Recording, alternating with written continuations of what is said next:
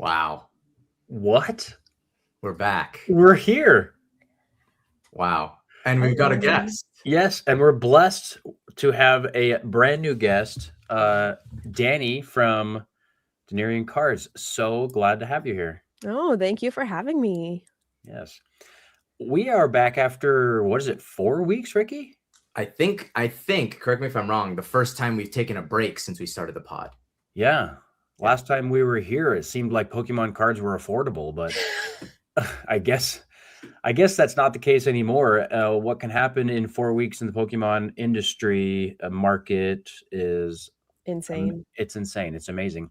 And we have brought Dani as a special guest today, guys, because we have a fabulous main topic of the reality of operating a trading card business, both before and after this Pokemon boom. Because Dani and a little bit me and not as much Ricky, we're old heads in the game at this point compared to some. We've seen a few things, not everything, but a few things, and we want to talk about what has changed over the last few years. How have we adapted? What have we learned? And all those kinds of things. So I'm excited to talk about it with you guys. Yeah, it's going to be fun. So before we have Dani maybe introduce herself, I'm sure a lot of the chat is familiar.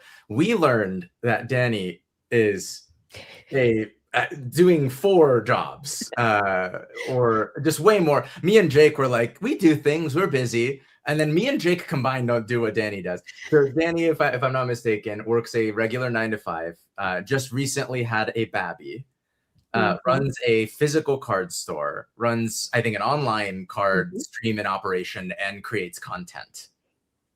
Yep. Did you say the powerlifting part? I missed powerlifting. That's how long the list is. You literally can't list all of them. You can't remember all of them. Competing in powerlifting. Yeah. Not just powerlifting like like you and I do, Jake. We pick things up about once a week or something and call it powerlifting. Dani's like competing. Yeah. Yeah, that's incredible. And so that and for so many other reasons, we wanted to have you on the program today. And thank you again for being here. Oh, the pleasure is mine. Obviously, you want to talk about powerlifting. That's why I'm here, right? Yes. Yeah. Yeah. That's what everybody wants to hear about. Absolutely. This is a weightlifting podcast where we talk a little bit about carrying heavy bags of Pokemon cards. Yeah. That's what the Machamps gave me the vibe of, so. Yeah. Hey, exactly.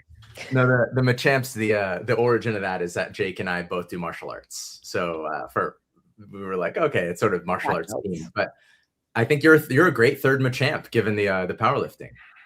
Works for me. Love it. So Ricky, I know it's been a long time, but maybe we go back and remind our friends at home what was our last episode about briefly, and then a little bit maybe what we all have been up to for nearly a month since. Yes, for a month. So I guess I'll start with that piece first. We had to keep it private because that's the way the world is now, but I did go to Minneapolis the day after our last stream to buy a collection. I'll talk more about that today in some of our opening segments. And then I also took a little trip to Japan, which is now at least 51% or more for business reasons, with the primary purpose being business. So we couldn't tell people that I was out of the country with house sitters watching the dogs, but I was. And then, in that stream, man, we had, I believe that was the one we had on our friend Ern Collects, our first returning guest ever. And we revisited some of the things we had talked about in like episode 4 back in September, where we were talking about Pokemon as a full-time business and whether or not that's viable. And at that time, me and Ern were very staunchly 9-to-5ers, corporate worms. And, he's inched a little bit closer to being open to it. And I have since, as everybody knows, now quit my job. So it was interesting to kind of revisit what's changed so much in us and in the market in the last 9 months to completely change our tunes on something so fundamental. So that was a great stream. And if people want to go back and rewatch that one, they should. Yeah, absolutely. So you've done a little bit of traveling and both domestically and internationally. Yep.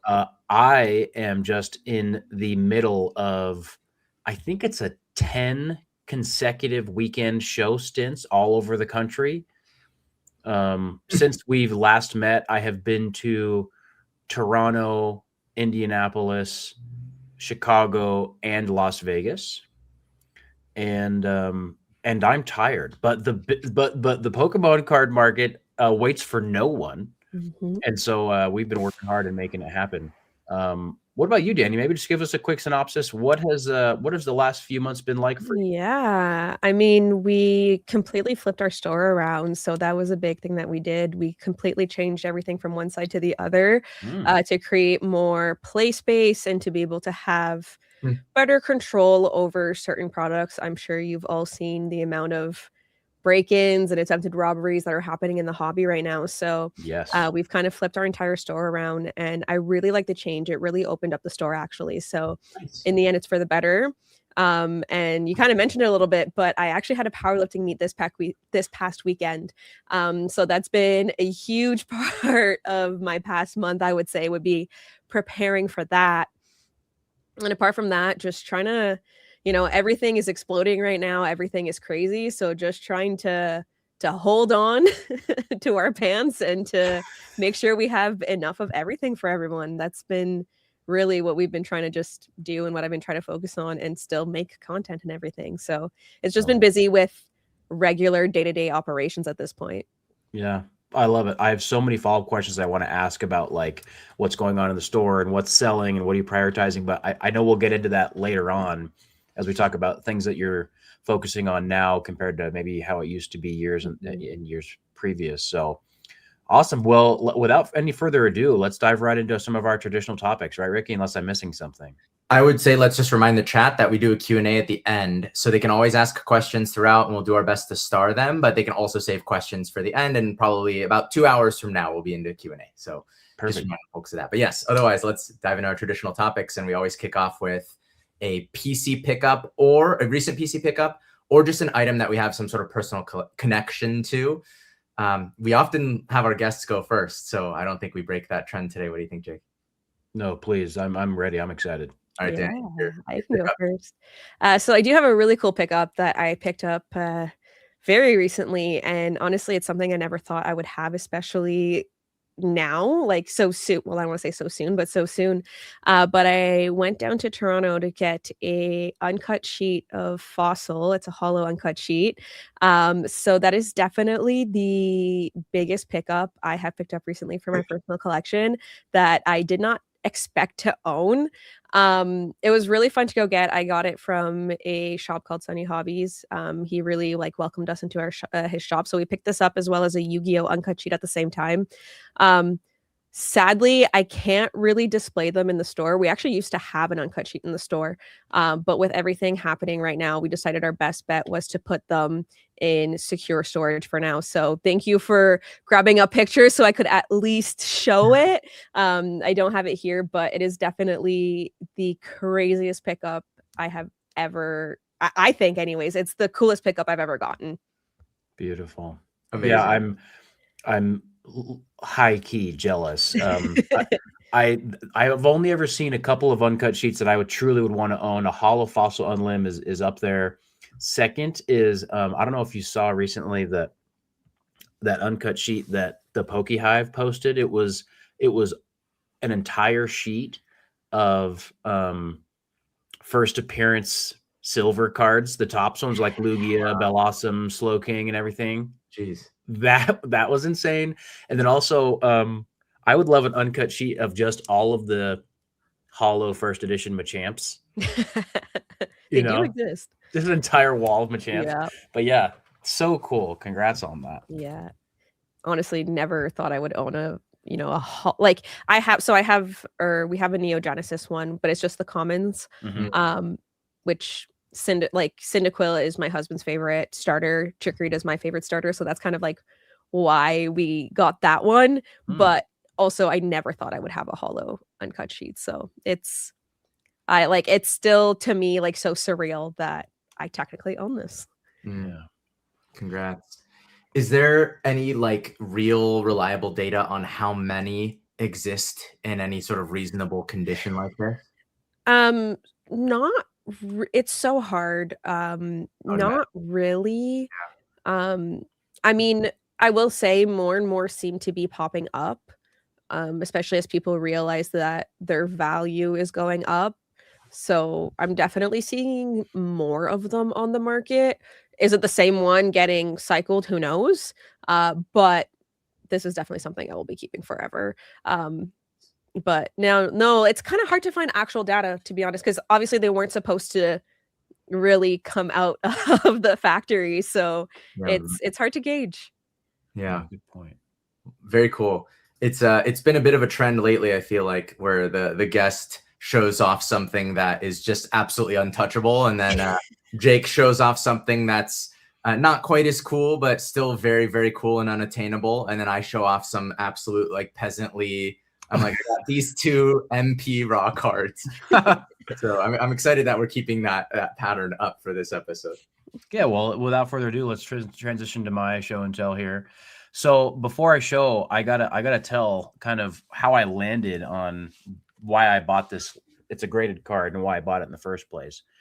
So all throughout February and March, I was just like sick with trying to figure out what do I do with all of these now very high-end graded cards that were from like mid-era vintage, low population kind of stuff that I had been buying for a couple years at like, prices that would make most people just laugh and get kind of enraged with how cheap I got them. And the idea was like, okay, what do I do with these? Like, I love them, but also there's so much value there. And am I comfortable with that much value? Like, sitting in in cardboard form, not really doing anything, and kind of so valuable that you don't want to like have it on your desk or anything. So I started in April, I decided to start bringing the majority of these big slabs to card shows. And I sold a handful of them. And obviously that injected a lot of value into our business inventory and that kind of stuff. But then I kind of landed on what I want my personal collection to look like. And so I have decided that I do want to have some of these high-end slabs, but I want to have a specific number of them and have it be like a self-contained collection goal instead of just like buying cool cards because I think they're cool. Because that's a never-ending pursuit. You can end up with quite a few cool cards doing that, especially when you go to all these shows all over the country. So for anyone who's watched my channel, they'll know that I have this kind of master or god binder, I call it. It's a binder that has a page dedicated to my 40 favorite Pokemon. So it's a 20-page binder, but double-sided would be 40 pages of 9. And so I picked my 40 favorite Mons, and now my graded card personal collection is going to be one PSA 10 card for each of those Pokemon. So it'll be 40 total, and it'll be a card that isn't in the binder. So a representation of like, I'll have like basically 10 cards from all 40 of my favorite Pokemon. That makes enough sense to my jar chomp brain, my collector brain. And so what I needed, one of the ones that I needed that I didn't have yet was a Jolteon card. And so while I was in Las Vegas, I was walking by the Clover card table. Shout out Faisal and Clover Cards. And they had this little number here, which is PSA 10 Sandstorm Jolteon Hollow. Nice. This is like a pop 30 something, I want to say, with a big old swirl right on top of its head. And true to my love for e-readers, this card really, really does it for me. So this will be the card that represents Jolteon in my personal collection going forward. So that's what I picked up. Nice. I still need that card. Yeah. One day. It's a nice one. Sandstorm's a good set. Underrated. We've talked about it before as underrated.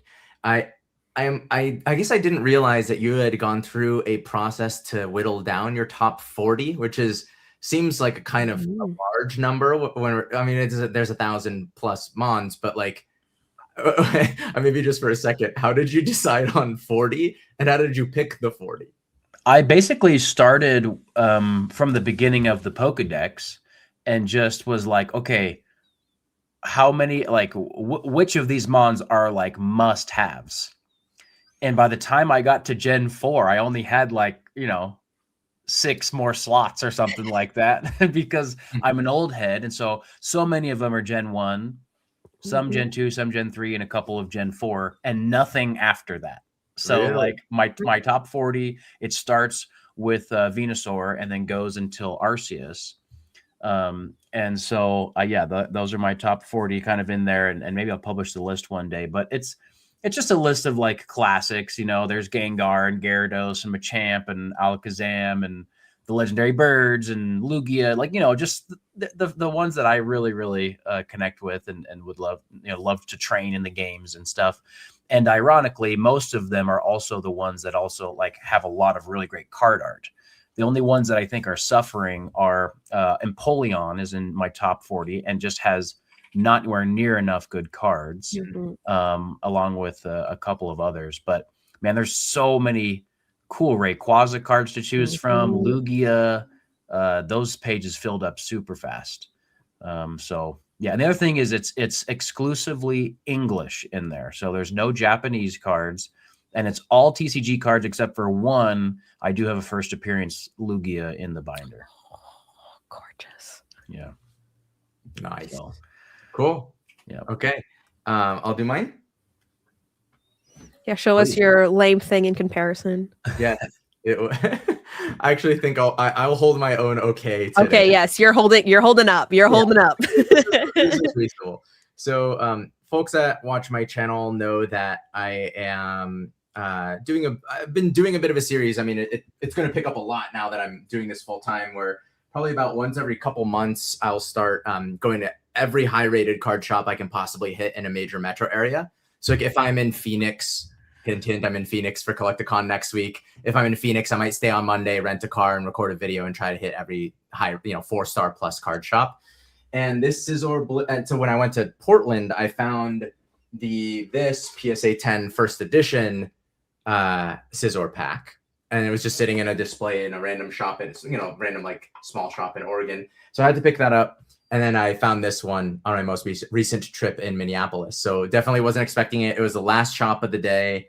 I don't think I had really bought anything. I bought like a $5 Scizor for my PC. And then I saw this and pretty much impulsively dropped $1,100 on it with no questions asked. Oh, yes. Yeah, blisters are too juicy to pass up. They're so good. This one's really clean too, actually. It's like it has just like one little crease sort of at the bottom corner. I can't even really see it from the back, but like I guess you can tell from the back how clean it is. Yeah. Wow. How's the glue? Is like the plastic all in good shape? It's 100% intact. Love it. Yeah, which is I'm really fussy about, actually. Of course. Yeah, so that was the thing I checked, which actually, funny enough, when this video just came out, so you can watch it, the shop owners were they were kind of like, well, you just have to watch it. They weren't it wasn't like the best service I've ever gotten in a card shop. I'll just say that. So I was asking, like, I just want to see that can we take the blister out of the acrylic and check the condition? And they're like, are you planning on buying it? I was like, I mean, as opposed to what, man? Like, yeah, I'm planning on buying it. I want to make sure it's not falling apart before I decide that it's worth the price you're asking. Yeah, it was interesting. So anyway, but nonetheless, it wasn't like it was a bad experience. They just weren't like that cool. But yeah, I'm really happy to own that. Very cool. I actually picked up a cool Scizor card I should send you a picture of and see if you need it first before I sell it to somebody. It's beautiful. I appreciate that. Yeah. Speaking of Scizors, this, I couldn't believe I saw, I know Swans, I think, showed one off, this Bugsy Scizor. Love that card. So this is one that I'd self-graded and I talked about it in a previous stream, and Swans had picked one up and he was listing one on his story and he had it stickered at 6,000. And I was like, is that card 6,000? And sure enough, the last sale was like 5,500. This is my price memory on this card. The last time I really looked at it, it was 1,800, and Versus and Japanese Vintage were pumping. This was 4 months ago. And I got that card a year and a half ago for like $150 raw and paid $30 to grade it. So my cost base is like $180. So I don't plan to sell it even at 6,000 because I do just love the card and it has a nice swirl and it costs me almost nothing comparatively. But I was shocked to see that number. I mean, if you had asked me a year and a half, we're going to talk more about that today, this boom. Mm-hmm. If you had told me a year and a half ago, hey, by the way, that card, which was $400 or $500 at the time I graded it, probably summer of last year. If you told me it was going to be worth over $5,000 a year later, I would have been like, you are literally, you blew in from stupid town.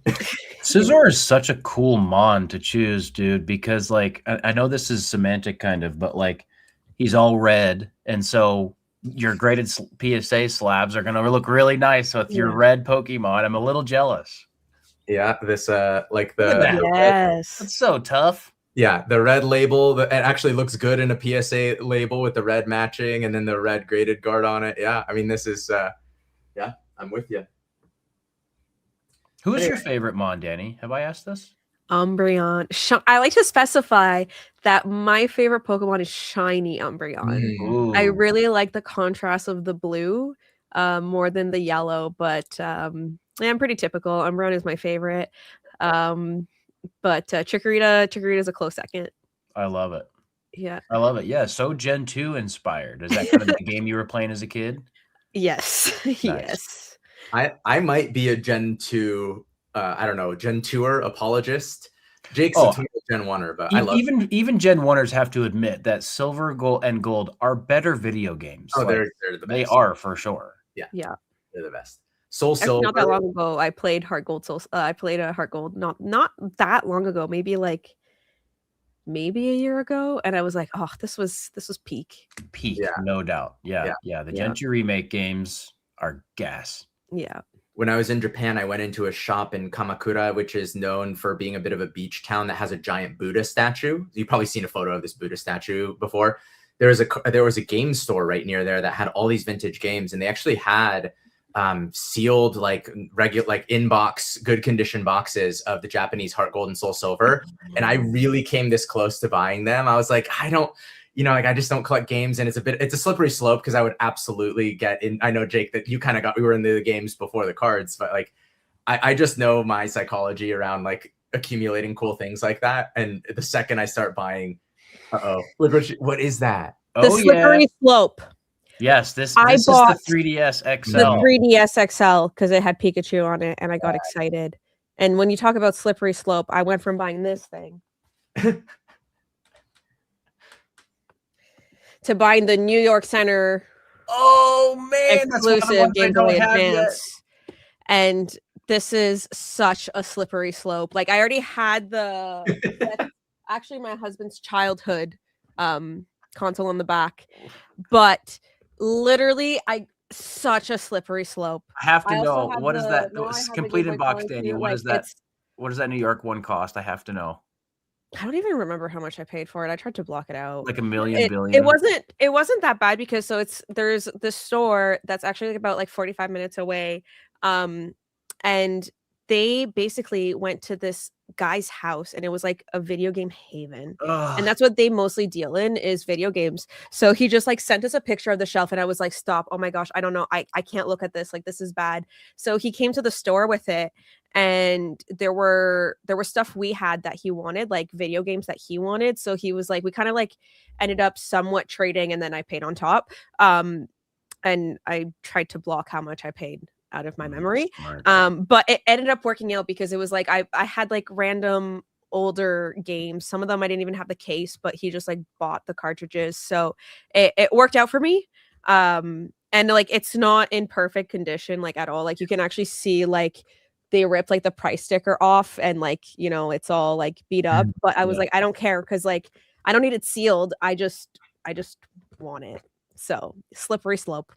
Well, let's start the bidding now. I hear Jake had a couple of really successful shows over the last 10 weekends. So, Dani, if we want to start the bidding now at $150,000. What started off as just one 3DS XL escalated real quick. Yeah, mine escalated to I am requiring myself to own every single North American released Pokemon themed console complete in box. So it's a long road.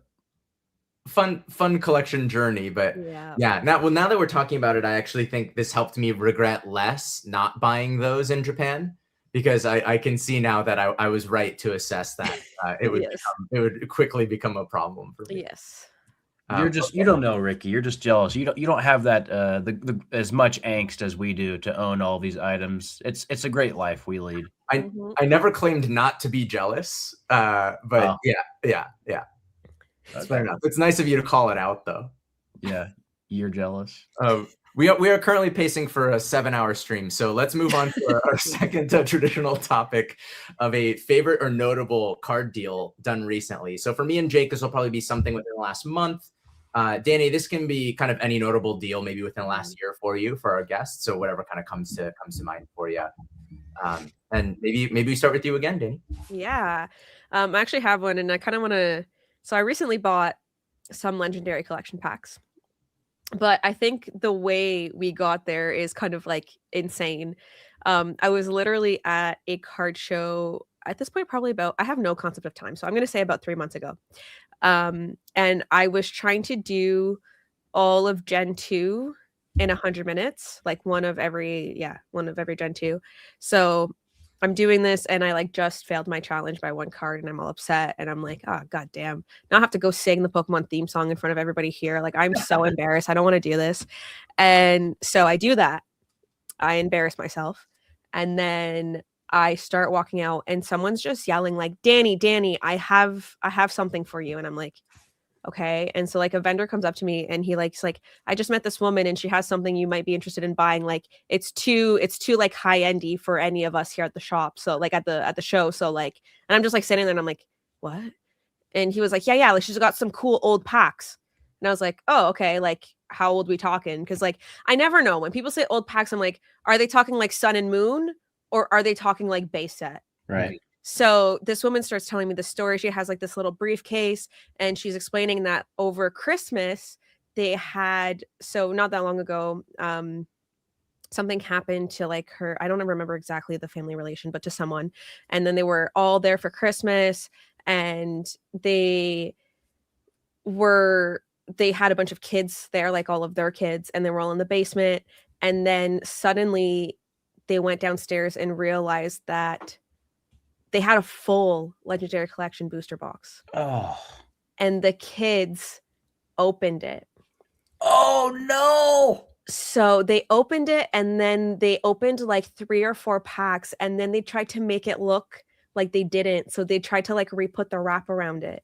So then she was like, they were all like kind of like, now what do we do? Because like it just lost so much value because now it's open. And you know, the thing is like, I don't like, people tell you these stories and you're kind of like, all right, you pulled the Charizard and then like, you know, you're trying to dump the rest of the box. But she brought all of the packs and everything. She had the box topper. She like, they had put the cards back. The kids had put the cards back into the pack and then it's just like folded in the back, you know? So we look at everything and then we like, I was there with my husband and we're like, this is too much to be doing in like an arena lobby. Like this is not like necessarily the place for it, but like, here's my number. Like, are you local? Like, please come to our shop. So we give her our number and then we don't hear from her for like a month and we're all kind of like sad. We're all like, oh man, like that would have been so cool. But like she probably found someone else to like buy the packs. And then literally out of the blue, she like calls and she's like, sorry, like we just had a lot going on. I just went back to like Calgary, blah, blah, blah, blah, blah. But I still have the packs. Like, are you guys still interested? And we're like, yes, please come. So she came to the shop and we bought all of the leftover packs. We already sold a few of them and like I kept an art set. So yeah, it was just like so unexpected because like it was like she knew what it was and she knew like the value, but like at the same time it was kind of like one of those like she just opens the briefcase and she's like, yeah, I've got this. And I'm like, okay, like, you know, it's not what I was expecting. Like like obviously it was open, but like she still had the full box in the briefcase. Like when someone tells you they got a pack or they got a few packs, like I'm expecting 3 packs, but no, the full booster box. And I'm trying to do all of legendary collection. I'm not going to open packs because I'm going to cry. But I also want all the box toppers. So it was really nice because while buying like the packs and stuff like that, we ended up getting the box topper too, which was the Alakazam. So I have that now. So it's like, you know, like cool. I have legendary packs to open. Well, not to open, but I watched actually someone bought one at the shop and opened it and it was insane. Like I was like, literally he just walks in. He's like, do you still have that expensive pack? And like, he ripped it open. He got the Voltorb, I think, for the reverse. Ouch. But yeah, it hurt. Not gonna lie, it hurt a little bit to watch. You're like, okay, well, you know, I hope you had Congrats fun. on your $70 pull. I hope you had fun. But yeah, so it was just so unexpected that, you know, it's probably like, yeah, the craziest deal I've done this year for sure. Wow. Yeah. Insane. How fun. There's nothing better than look what we found in our basement or Yeah. attic story. Love those. Yeah, they're always my favorite. When people come in and they're like, "Yeah, we were cleaning the house." I'm like, "I'm ready. Let's sit down. What did you Exactly. find?" Yeah, let me go get my cash box. Yeah. Yeah. Jake got his whole start in social media, arguably, from those sorts of stories and situations. Yeah. Yep. Insane what people find. Wow. Fun. Yeah. So Love that's it. mine. Beautiful. You or me, Jake? I'll go. Pretty simple for me. But again, I'll add a little story to it, or a little, I guess, business angle here. You know, as part of bringing some of my bigger personal collection cards to these shows, obviously I've attracted some higher end collectors to come to the table, you know, with some of their big cards and big slabs and that kind of stuff. And it also means that I meant Mewtwo. Oh, apparently I said Alakazam. I meant Mewtwo. Yeah, that is so tough. Nice. Thank you for calling me out for saying the wrong Pokemon. That's what I meant. Yeah. Sorry, I interrupted.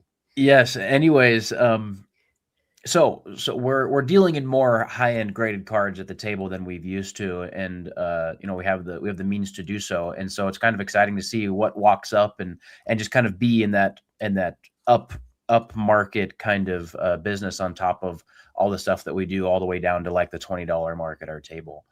And so this week in Vegas, we had a collector. They were from France, and they had brought some pretty high-end stuff. They had a PSA 5 Gold Star Charizard, and then a set of Raikou, Entei, Suicune Gold Stars, all PSA 10, and then a raw shiny Rayquaza poncho, full art. And we bought the whole lot from him.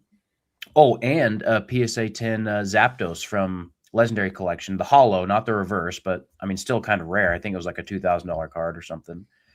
And yeah, so the notable deal was buying that, and then everything except for the poncho, which we're going to grade, sold within 24 hours. And so it's just kind of like, in the past, I would have thought, oh man, like it's a huge investment, and it is still a huge investment, but it's like, how long am I going to sit on these items if I don't really want to keep them for my personal? And so the experience of being able to find the right collector for those, or the person who wanted to own them or whatever, and make a deal that made sense for everybody, both in the buying and the selling within 24 hours, was a really cool thing. And you know, a confidence builder to kind of remain in that upmarket position. Yeah, I love that. Yeah, I'm just a little baby boy compared to the two of you in the Pokemon business, but I'm always kind of telling my wife to continue to reassure her and build both of our confidence on, like, yeah, I just I got down to $0 cash in the business. It's all cards. And then we do like a couple little things, you know, one show, one story sale, whatever. And I'm like, oh, I have $35,000 now, and I literally need to get rid of it as fast. I need to convert it back into cards like urgently. And that is just, you know, it's not going to be like that forever, but that's totally the reality of how things are today at sort of every segment of the market. And that's I love hearing stories like that, because it helps me also feel more confident in giving it a try, following your footsteps. Yeah, man, you're already doing it. Well, yeah, maybe that's the transition to my deal, which was the biggest deal that I've ever done, which is that I flew to Minneapolis to meet up with a guy about his what was a $60,000 collection when I made an offer, and then 9 days later in collector was a $65,000 collection. And then, you know, once you actually really assess everything, maybe it's and then plus an extra 2 weeks since then, and it's probably now like a $68,000 or $70,000 collection. So that's the current market for you. But yeah, that would definitely be my most notable deal. It's the biggest deal I've ever done. About 500 cards, almost all sort of like late vintage through mid era. So like a lot of XY black and white. It had like 7 or 8 black and white secret rares, of which I've never owned one before, and it had a bunch of near mint raw black white secret rares. It had PSA 9 Leafeon level X, a PSA 7 Metagross Gold Star, We just sold the reverse Legend Maker PSA 8 Gengar, like a lot of that kind of like reverse stamped, a lot of Silver Border EX, the Team Rockets Mewtwo, Rockets, Moltres, like all kinds of Silver Border cards like that. So it was just as soon as I saw when I connected with this guy through Reddit of all places, I looked at like 2 photos and I was like, I think I'd buy everything in this collection. Like, can we discuss that? Because I just saw the Silver Border EXs and some of the sign me up. Yeah, I was like, whatever's in here that's worth over like $30, I will take in a single transaction if you want to do that. So yeah, and they've also like, it's been fun. He was really cool, really knowledgeable, like really an old head. He got back into ripping packs heavy in 2014, which is when I was watching the video, and he was like a person who was opening poncho boxes for $50. Yes. Yeah, and like encyclopedic on the little like set icons in the lower right corners for that era. He could just look at it and be like, oh yeah, that's Emerald, that's that.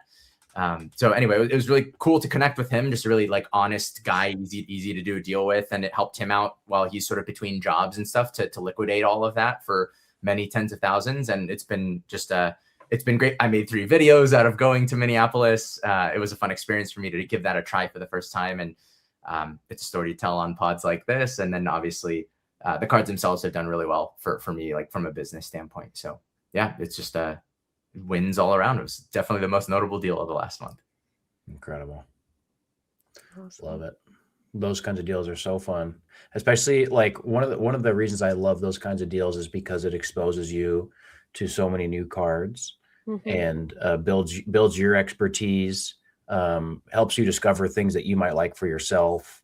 And that's what this is all about, you know, and I talk about that sometimes where like, you know, some people are averse to the idea of selling cards and the people that sell cards are scummy, but like it's in the selling, the buying, the selling, and the trading that you get to actually acquaint yourself with all of these items that you would not have otherwise. You wouldn't have even discovered them, or at least not anywhere near as fast.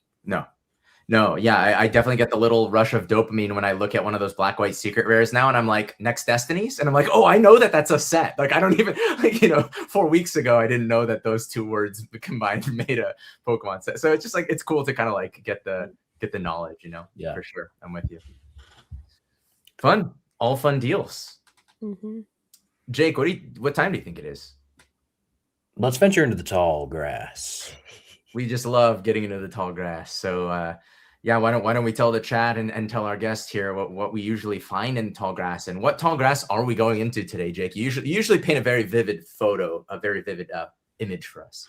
Yeah, well, let's think. Well, just south of Pallet Town, if you surf a little bit and then turn east, you'll find a small patch of tall grass where you can catch almost exclusively the elusive Tangela. So you might find Tangela, but you could also find some Hitmontopix. Interesting. Well, that is the first thing we're finding today. So not the Tangela this time. Maybe we'll still run into it, but we are in the Hitmontopix first. And our first Hitmontopix is this one of the stories of all time, without a doubt. GameStop proposes to acquire eBay at $125 per share, with the CEO of GameStop going on TV and being asked, how will you afford a company this much more expensive than you, even with outside funding from TD? And he was like, it will be stock and cash. Yeah. And they're like, yes, but math. We will do so through ways and means. Through methods. Explain. So, I mean, what do y'all think of this very interesting little story here this week? I find this interesting, but also kind of inevitable that there's going to be this consolidation. We already have GameStop like really interlocked with PSA with the power packs. And then, you know, PSA is obviously already very connected with eBay. I'm pretty sure they have a combined vault service now, if I'm not mistaken. And so these companies are all already doing a lot of business together.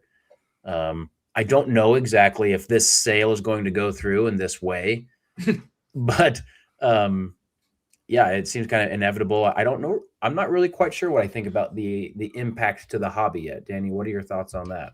Yeah, well, what I find actually quite interesting about this whole thing is so perspective for if there's any other Canadians in chat, they'll know about this. But so we used to have our equivalent of GameStop is called EB Games.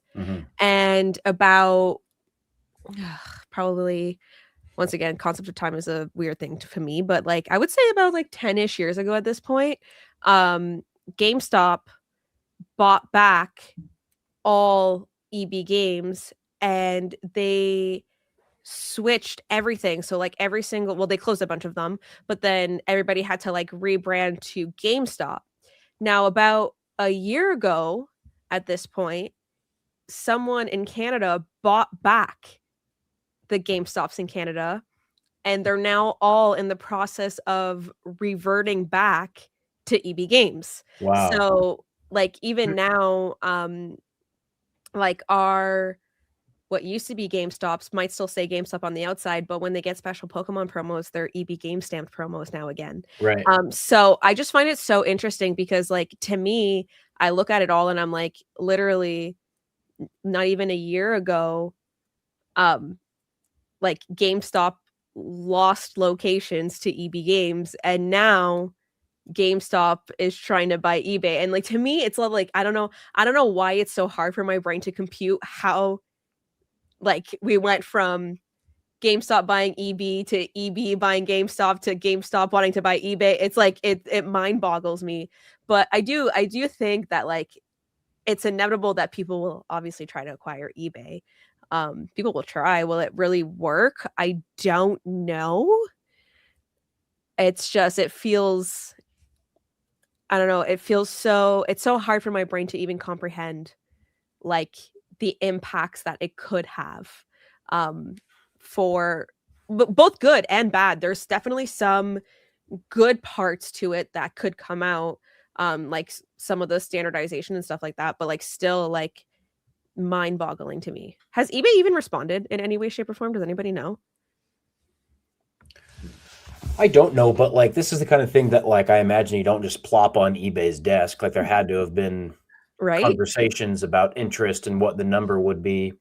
But like in my mind, it really just circles back to like this has got to be a future proofing your business move for GameStop because they're seeing the trajectory of the collectibles industry and just the enormous liquidity and buying power that is being brought to bear on the eBay platform, and that they are already doing the secondary market better than everybody else. So why reinvent the wheel? Maybe just go buy them. And it's risky, obviously, because they're worth more than you, and you'd have to get all sorts of extra capital, and there'd be some serious indebtedness to whoever loans that capital out.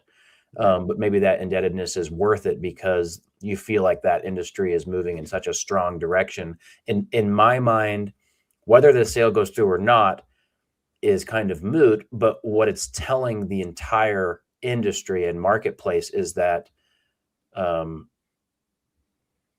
big players at the top feel like this industry is here to stay and is worth going into enormous debt in. Not that that's financial advice from me, but like people are staking their life and their future life on this industry continuing to be successful. Yeah, that's very true. Someone also said something in chat, which I think is kind of a good point, that like eBay also just did a whole like restructure too. And like they're really trying to push eBay Live. So that's like another thing that, like as a store as well, like you can definitely utilize. I know like a lot of stores, like even me, like, we all have stream setups. We all stream. Like that can also be a thing that kind of, helps GameStop. That's just another little thing. Yeah. No, live selling is going to be an enormous marketplace of the future. Yeah. It's hard to say that it's going to replace current industries. And honestly, when it comes to Americans buying trajectory, it's probably just going to be an additional way that Americans buy stuff. So they'll just be even more consumer focused and not transition from one to another. But Yeah, it's the future. I mean, obviously, groups like Whatnot are proving that there is huge opportunity for live selling. Mm-hmm. Yeah. The chat also talked about the eBay owning TCG Player. So this is definitely also consistent there with eBay as a company, as like a holding company, having quite a large footprint and a lot of power and influence in the TCG space, which is really what GameStop is like more or less starting to pivot their business toward, so to speak. So yeah, the only response that eBay's given, Danny, is that they said we received it. All of these words say we received it, and by the way, we slap. That's basically what I do think. I mean, the other thing is I do just feel like, not that I know a lot about either of these businesses, but like eBay's really been able to adapt. Like it's been around forever, right? Like I sold my first cards on eBay. Was the original marketplace. Like how many websites survived 1999, 2000, 2001 and are still like the front runner today? I mean, that is extremely rarefied air. No matter what you think of eBay, I don't know, I don't read all their 10Ks and stuff. Just that alone, it looks like actually maybe a tremendously well-run company, all things considered, compared to something like GameStop, which you could argue is only alive today because of meme stocks and like, you know, virality and stuff, not due to like business mechanics. So it's it's kind of interesting. Should we move on to our next Hitmon topic? Yes. Okay.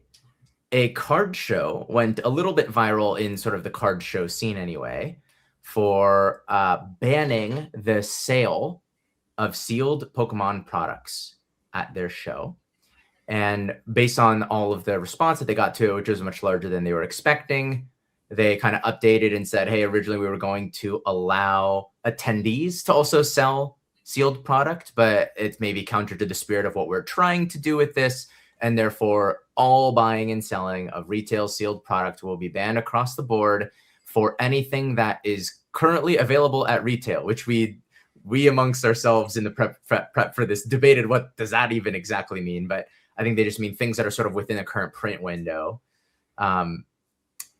What do we think of card shows making moves to try to have their impact on the scalping problem by banning the sale of currently in circulation sealed product at their shows? For me, it's a really weird one in a way. There's so many different ways to look at it. I love seeing that they're trying to help prevent scalping. But like example, like even a whole once a year I vend. I go to Comic-Con here in Ottawa. But like I am a registered store that also sells the same sealed product online. Like I have a distro license and everything to be able to sell this product. So for me, it's kind of like a weird thing where it's like I don't want to say like I actually feel both ways. I feel like it's an amazing thing, and I also feel like, oh man, but like the people who actually have all the right licenses to be able to do it, like why can't I? If it's just like an additional place for me to be able to get it into the hands of people who don't necessarily have time to come all the way to my shop in Orleans, but now I'm vending on the other side of town, like it gives them an opportunity to get the product. But I've seen some shows do not quite the banning of the sealed items as a whole, but they've done a whole thing where like you can't sell products, like certain products, for like 2 or 3 weeks after the set releases, or if there's like a Sam's Club or a Costco drop, like you can't sell those products, which I feel like in a way is what they're trying to avoid, is people just going to Costco, buying off the pallet, and then just flipping it there. And that's exactly it. Like I love doing like pack battles and stuff like that. Are we saying that we can't sell individual packs anymore? Because like pack battles at shows are like a big thing, right? Like it's such a weird one where it's like I can see the pros and the cons either way. I've also seen people do where like you can't charge more than like 5 or 10% more than MSRP like on release. That way it's you're not doing it to try to just like double your money right away. But it's a really like it's a very gray area. I don't know if it's just me that feels that way though. Yeah, there's so much to say here. Like, I mean, the underlying supposition here is that manufacturer suggested retail price is some sort of like magic number that we're all comfortable with that original business making a certain margin. Like, why are we all comfortable with that made up number that they came up with? Like that how far back do we should the moral line of questioning go? Like that's my initial question here. And then second of all, I'm a firm believer that like the second something leaves the retail shelf, it's in the secondary market. And there's going to be a lot of factors that impact the value of that item. Obviously, scalping is one of those factors, but also just demand and relative liquidity and form factor and all sorts of things. And so like, just because there's high demand for that would encourage scalping doesn't mean that like that's the only thing that would cause people to want to be buying these items. And then also it shoots some people in the foot who are at the show from being able to access these things in the first place. Like if you can't get it on the retail shelf because of scalpers and you can't get it at your local show, then your only option is to probably find some sort of a online rip and ship in order to access these items. Like if you don't have like online access with, notification groups and bots and that kinds of thing. So like at the end of the day, like the product is going to find its way into the hands of the people that are willing to pay the price, regardless of what a certain show, or even if all the card shows in the entire world band together in order to pass these kinds of rules for their show floor, the product is still going to find its way to the people that are ready to pay the price. That's just how money flows. Yeah. And so ironically, with these kinds of regulations, what you're probably going to do is you're going to mean that even less people in your local metro area are going to get to access these products. Yeah. Especially I know a lot of people that like that's like they go to shows as like their family outing. Everybody picks something, like including kids. Like that's something that we see a lot. Like I go to a lot of shows and we often see these families where this is the place where, and if it's not like a Pokemon only show, like kids are all picking their favorite thing and everybody gets to pick up something they like. And that might be your only opportunity to be able to pick up these things, which is why I feel like it's a really weird one. And think about your card store, Dani. Like let's say what was it? January, we had Ascended Heroes release, right? And the nature of that release was that you got ETBs, and that's all that was released on day one, if I remember right, because it was a wave release, and bundles and poster collections came later. The first thing that actually released for Ascended wasn't even the ETBs. It was the sticker collections. Yeah.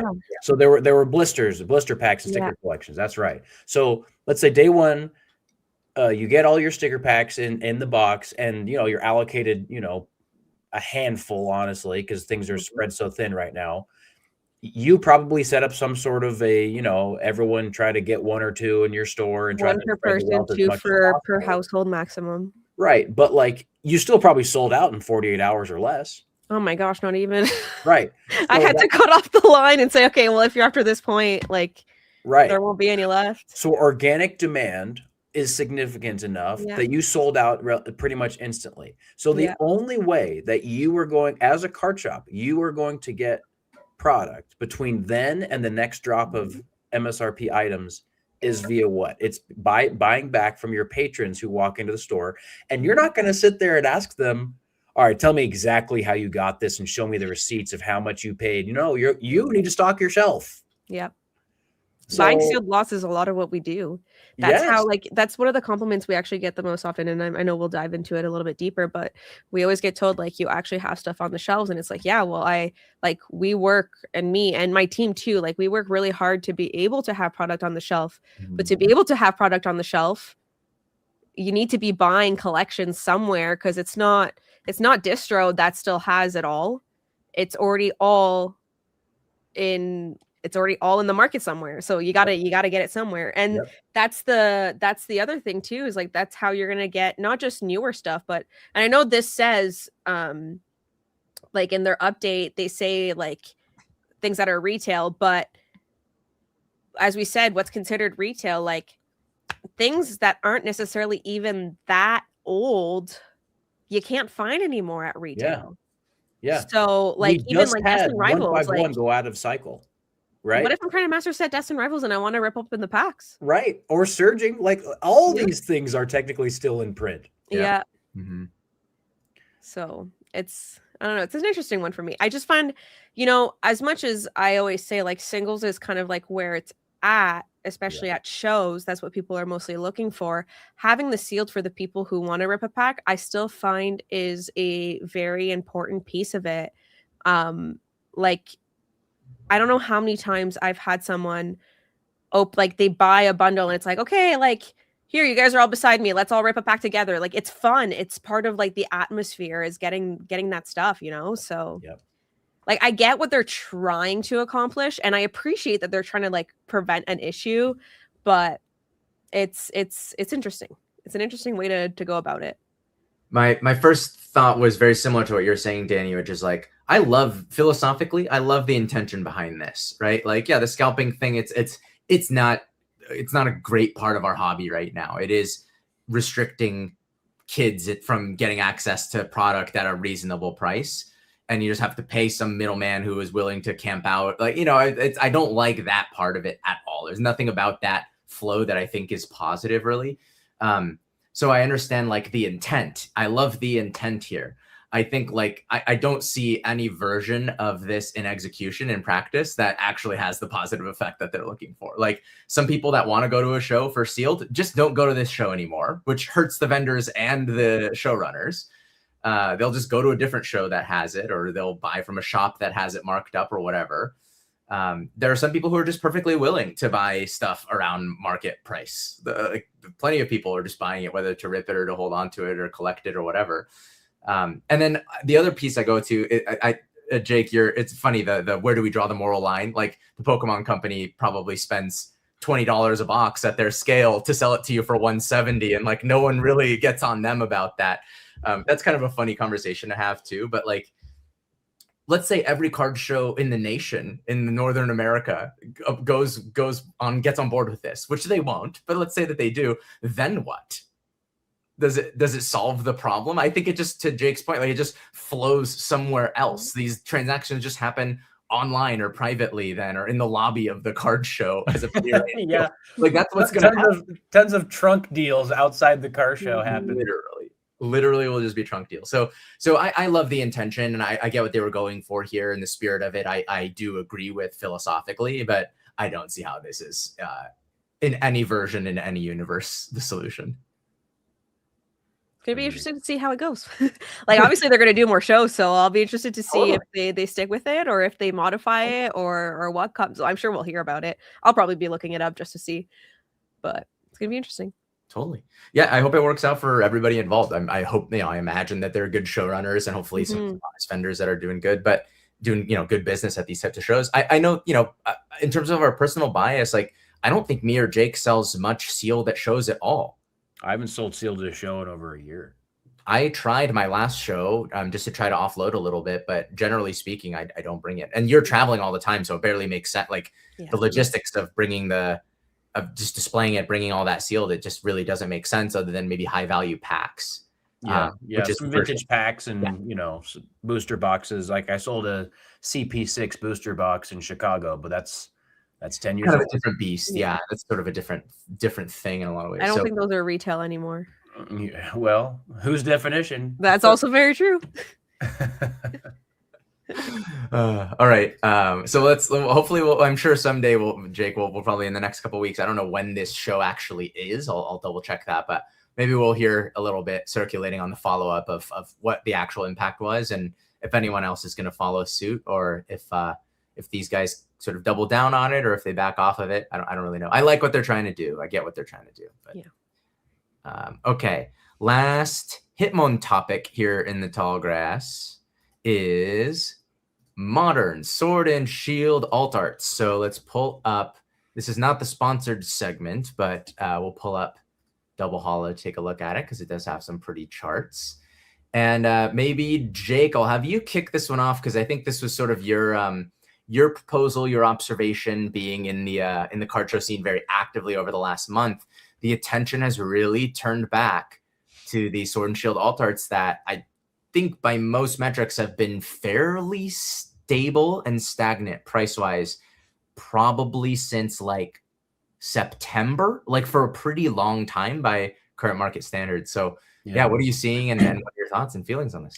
Yeah, we had a modern pullback, basically like the second after you and I did that challenge at Card Party last year in Seattle. All of our items that we chose were modern, and they all went down like 10-15%. And the competition became who was the least loser of our competition. Yep. Which you ended up being a slightly smaller loser than me. Considerably smaller. Yeah. I mean, I am 6 foot. So anyways, moving on. Yeah. That's so stupid. That is so stupid. So what has happened, interestingly, is we've had that stagnation since about September. So 6 months of just flatline modern chase card prices. And then all of a sudden here, a couple weeks back, we saw cards like this Rayquaza VMAX just absolutely boom. So for a very specific example, I had 3 copies of this Rayquaza VMAX PSA 10 in my inventory when I went to Indianapolis, and that would have been like 3 weekends ago now. I sold all 3 at $23.50.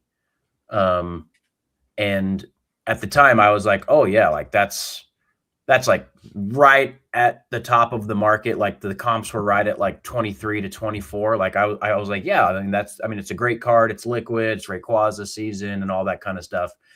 And basically everyone who bought that card from me just proves to me what a fool I am, because now that's basically like a 78% offer or whatever it is now. So I'm just getting cooked by the patrons. You're literally so bad at this, Jake. Yeah, I have no idea what I'm doing. Selling cards way below market value. You're so bad at and Rayquaza V has done that. Dragonite V, you know, the Giratina has moved up. Lugia V has moved up. So just a lot of movement on these chase cards, and particularly evolving skies, let's be honest, is what we're seeing the bulk of the movement come from. And yeah, it's interesting because we had this insane vintage boom, re-boom in February and March, and then not surprisingly, the hobby kind of changes its focus and moves over a little bit, and now a lot of that money is moving into some of the modern stuff. Yeah. I mean, part of it feels like it's about time. Like right around when I was really starting to get into all this was probably like summer 2024. And that was, there was an alt art boom at that time where those cards really became popular. We're going to talk more about price memory. I went back into the archives on the video of me setting up for my first card show in October 2024. And some of the prices are eye-watering. So we'll get to that pretty soon. But yeah, I mean, these are obviously great iconic cards, but it's just funny. It just goes to show you how much like the attention, where the attention is really what drives this stuff. Like nothing fundamental has changed about any of these cards or like the Evolving Skies as a set. The boxes, I think, still stagnant, right? Like it's been around mid 2s for forever, it seems like. Yeah, it's between like 22 and 26 now for like a year. It's almost a year, yeah. Probably a year. Dani, any thoughts or observations on this? Yeah, I honestly think it's kind of crazy because it's just, you know, I mean, the same thing can kind of be said for the both of you. Like we flip cards all the time, and you buy and you sell it within like 2 or 3 days, so you don't necessarily see these big jumps until you actually take a time, or you sell so many cards too that like by the time you notice, you're like, wait a second. But like what I've always kind of told myself is, it's not modern alts, but even I had a PSA 8 base set Charizard that I sold probably 2 years ago at this point, and I look at the value of it, what I sold it at 2 years ago versus what I could get for it today, and everybody always tells me, they're like, oh, like, do you regret selling it? And it's like, no, because people always ask me, they're like, should I hold on to it because the value is going up and up and up? And it's like, I mean, if you want to, sure, but at the same time, selling that card at that time really helped me be able to get where I am. So like, I'm not going to regret selling.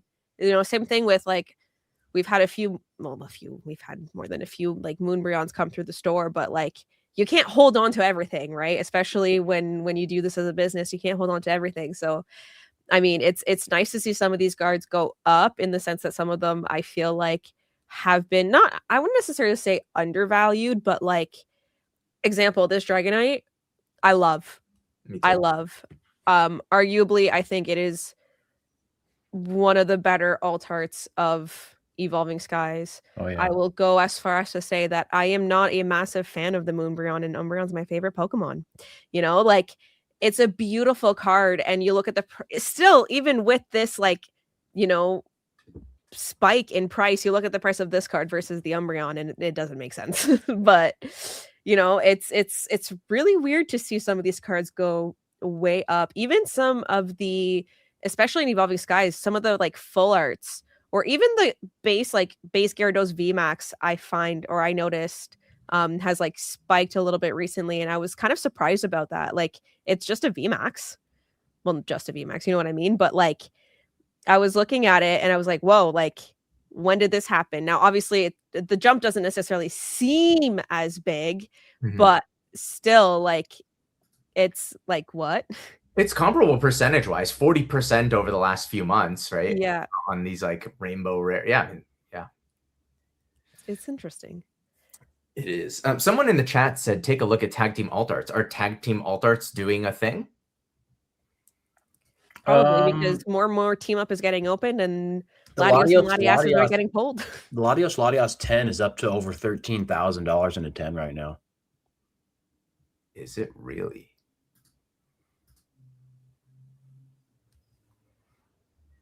Yes. Yeah. Most recent sale 13.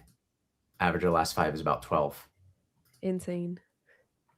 Yeah, and a lot of the attention is recent. Not think of what I traded mine for when I was at Collectopia. I mean, I got my Gold Star Umbreon, so I won't complain. But ooh,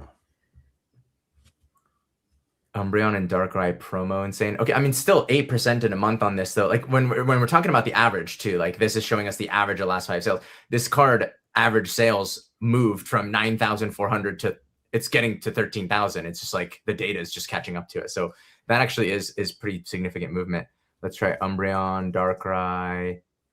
The promo, this one, I assume.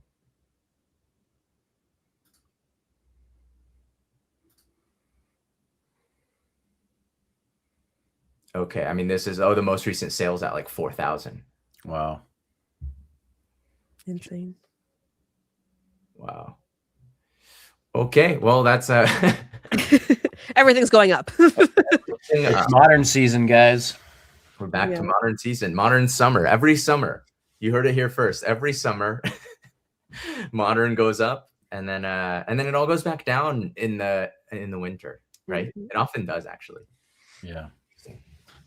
Okay, I think we wrap up our Hitmon topics there, and we move on. We're still in the tall grass to Plusle or Minun. This is our sponsored segment from Double Hollow, so thanks to them for sponsoring a segment of the pod. Jake and I, as folks know, work on the team and with the team to make sure that the things that we build in Double Hollow are actually like cool and useful.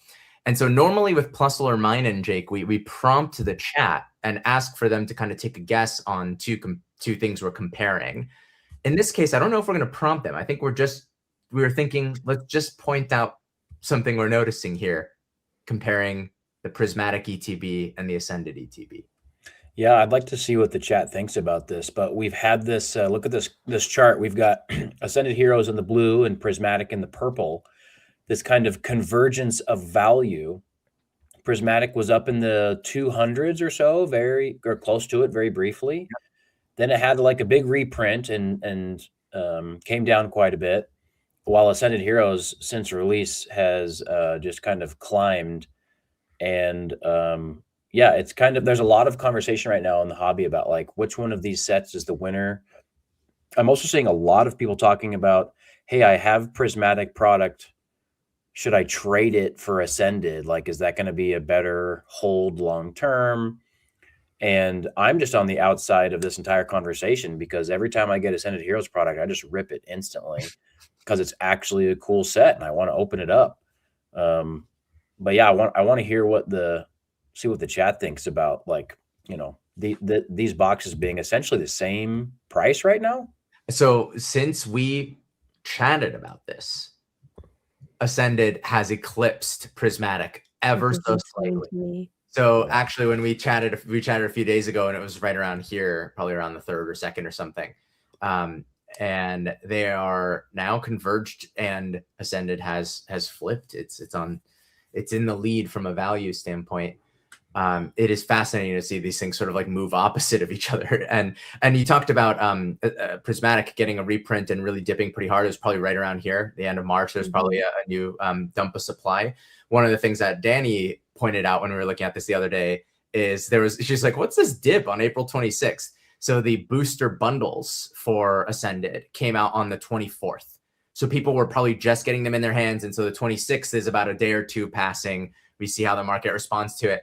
And what's amazing about this, like this drops a little less, 8% or something like that with that reprint of the booster, or it's not really a reprint. I think the booster bundles became available for the first time, but a huge supply wave coming out into the market, and the recovery like within a day. I mean, it was just completely swallowed up to the point that this blip is like irrelevant. Yeah. Really interesting. So in terms of the plusle and the minin here, in the short term, it's clear that the Ascended is plusling and the Prismatic is minin. I think it's interesting. Plusling. Yeah, I think like the one thing that Ascended kind of has going for it, as opposed to like Prismatic, is, Prismatic is so centered on the evolutions. Yes, there's other alt arts that are not evolutions, but like that's what people are hoping for, right? Like, I personally love the Goldango on a skateboard, but like, it's very much so an evolution set, and there is a big core of the hobby that loves evolutions. But Ascended Heroes, I kind of find there's more of almost of like a variety of the alt arts, because it's not necessarily centered about like just one Pokemon. Like, you've got the Pikachus, you have the Dragonite, like there's obviously the Gengar. Yeah. Same thing, like you have Mewtwo, because I find like it has a bigger variety. I find like that's really cool, and I'm just wondering if that's part of the reason why people are kind of like also pivoting towards, like, obviously it's new and shiny right now, so everybody's really excited about it. I haven't pulled anything good out of it, but it's okay, one day. But like, I wonder if that's like, a driving factor, like especially with the Gengar, the Mewtwo, the Pika in there. Like Prismatic has the gold Pika, don't get me wrong, but like it's very much so, it's almost more niche in a weird way. But obviously I'm saying niche and evolutions are loved by many, so it's interesting. Looking at the chat, Ascended also benefited from this insane like refocus on Pikachu cards in the last little while, like that Pikachu in the forest, and then also the pink one, like they were going up, but also so was the Scream promo and all of the ponchos and a bunch of Japanese exclusives, and the Crown's End of the Secret Rare went like up 50% in the same time, and the sleeping Pikachu from Lost Origin went from like 300 to 800 in a 10 within like 4 weeks. I had that card, and I was just like, between weeks was stickering it, and I was like, what is happening? Like, like it's such an insane Pikachu boom that, Ascended got to also participate in, because there's two main chase Pikachus. Yeah, interesting. Looking at the chat from you kind of prompted for some chat's thoughts. Test subject says, I ripped 180 packs of Ascended, no SIR. Brutal. I was looking at the pack EV. There's a tool in here for pack expected value, and Ascended is one of the top right now. You're expected to get $8 of value out of. I actually think this data is probably like a day behind. It's like 13 or 14 bucks a pack now, but that is actually relatively good, like 50 or 60% back on what. Unless you're me. Was that? Unless you're me, then you don't get your money back on Ascended. Well, Danny, I'm grateful for you because as you keep opening nothing packs, everyone else gets it back. It's so funny because like we have so many people come in and everybody's obviously opening Ascended, and I have an employee who pulled a God pack in front of me. My husband pulls 2 Alterts. He pulled the Lily's Clefairy and another one, and I'm just like, look, I got a Meowth EX and it's playable. Not even the cool, like I'm over here opening Perfect Order because I'm over it and I can't open anything and I'm excited about Meowths. And they're like, cool, look, I got the Gengar from Ascended Heroes, and I'm like, I'm over this. I can't do it. If it's any consolation, I had someone in our stream yesterday. They opened 30 prismatic packs and pulled, the classic prismatic full art trainer and ace specs card. And then the next person who ordered a batch of prismatic packs pulled a God pack, Sunbreon, Espeon, and Golden Go to the face. And I'm like, I mean, you got to hand it to prismatic. You can get nothing, but you can also make a quick 2,000 on a $14 pack or whatever. Yep. Literally had on release day a little girl, probably like 9 at the time, she pulled one of the Umbreons and then opened an ETB and got a God pack. Oh my God. This 9-year-old literally is holding 2 Umbreons, and I'm talking full God pack here. So the Umbreon and then all the evolutions, and she just looks at me and goes, "This is good." And I was like, "Yep, this is good. You just paid your parents' mortgage for 3 months." Yeah. And they were like, "Well, we don't need 2 Umbreons." And I'm like, "Oh my God, this is insane." They literally sold it that weekend. And I was like, that was insane. Incredible. Wow. Never forget. A couple other opinions here from the chat before we move on. Prismatic is a bad set.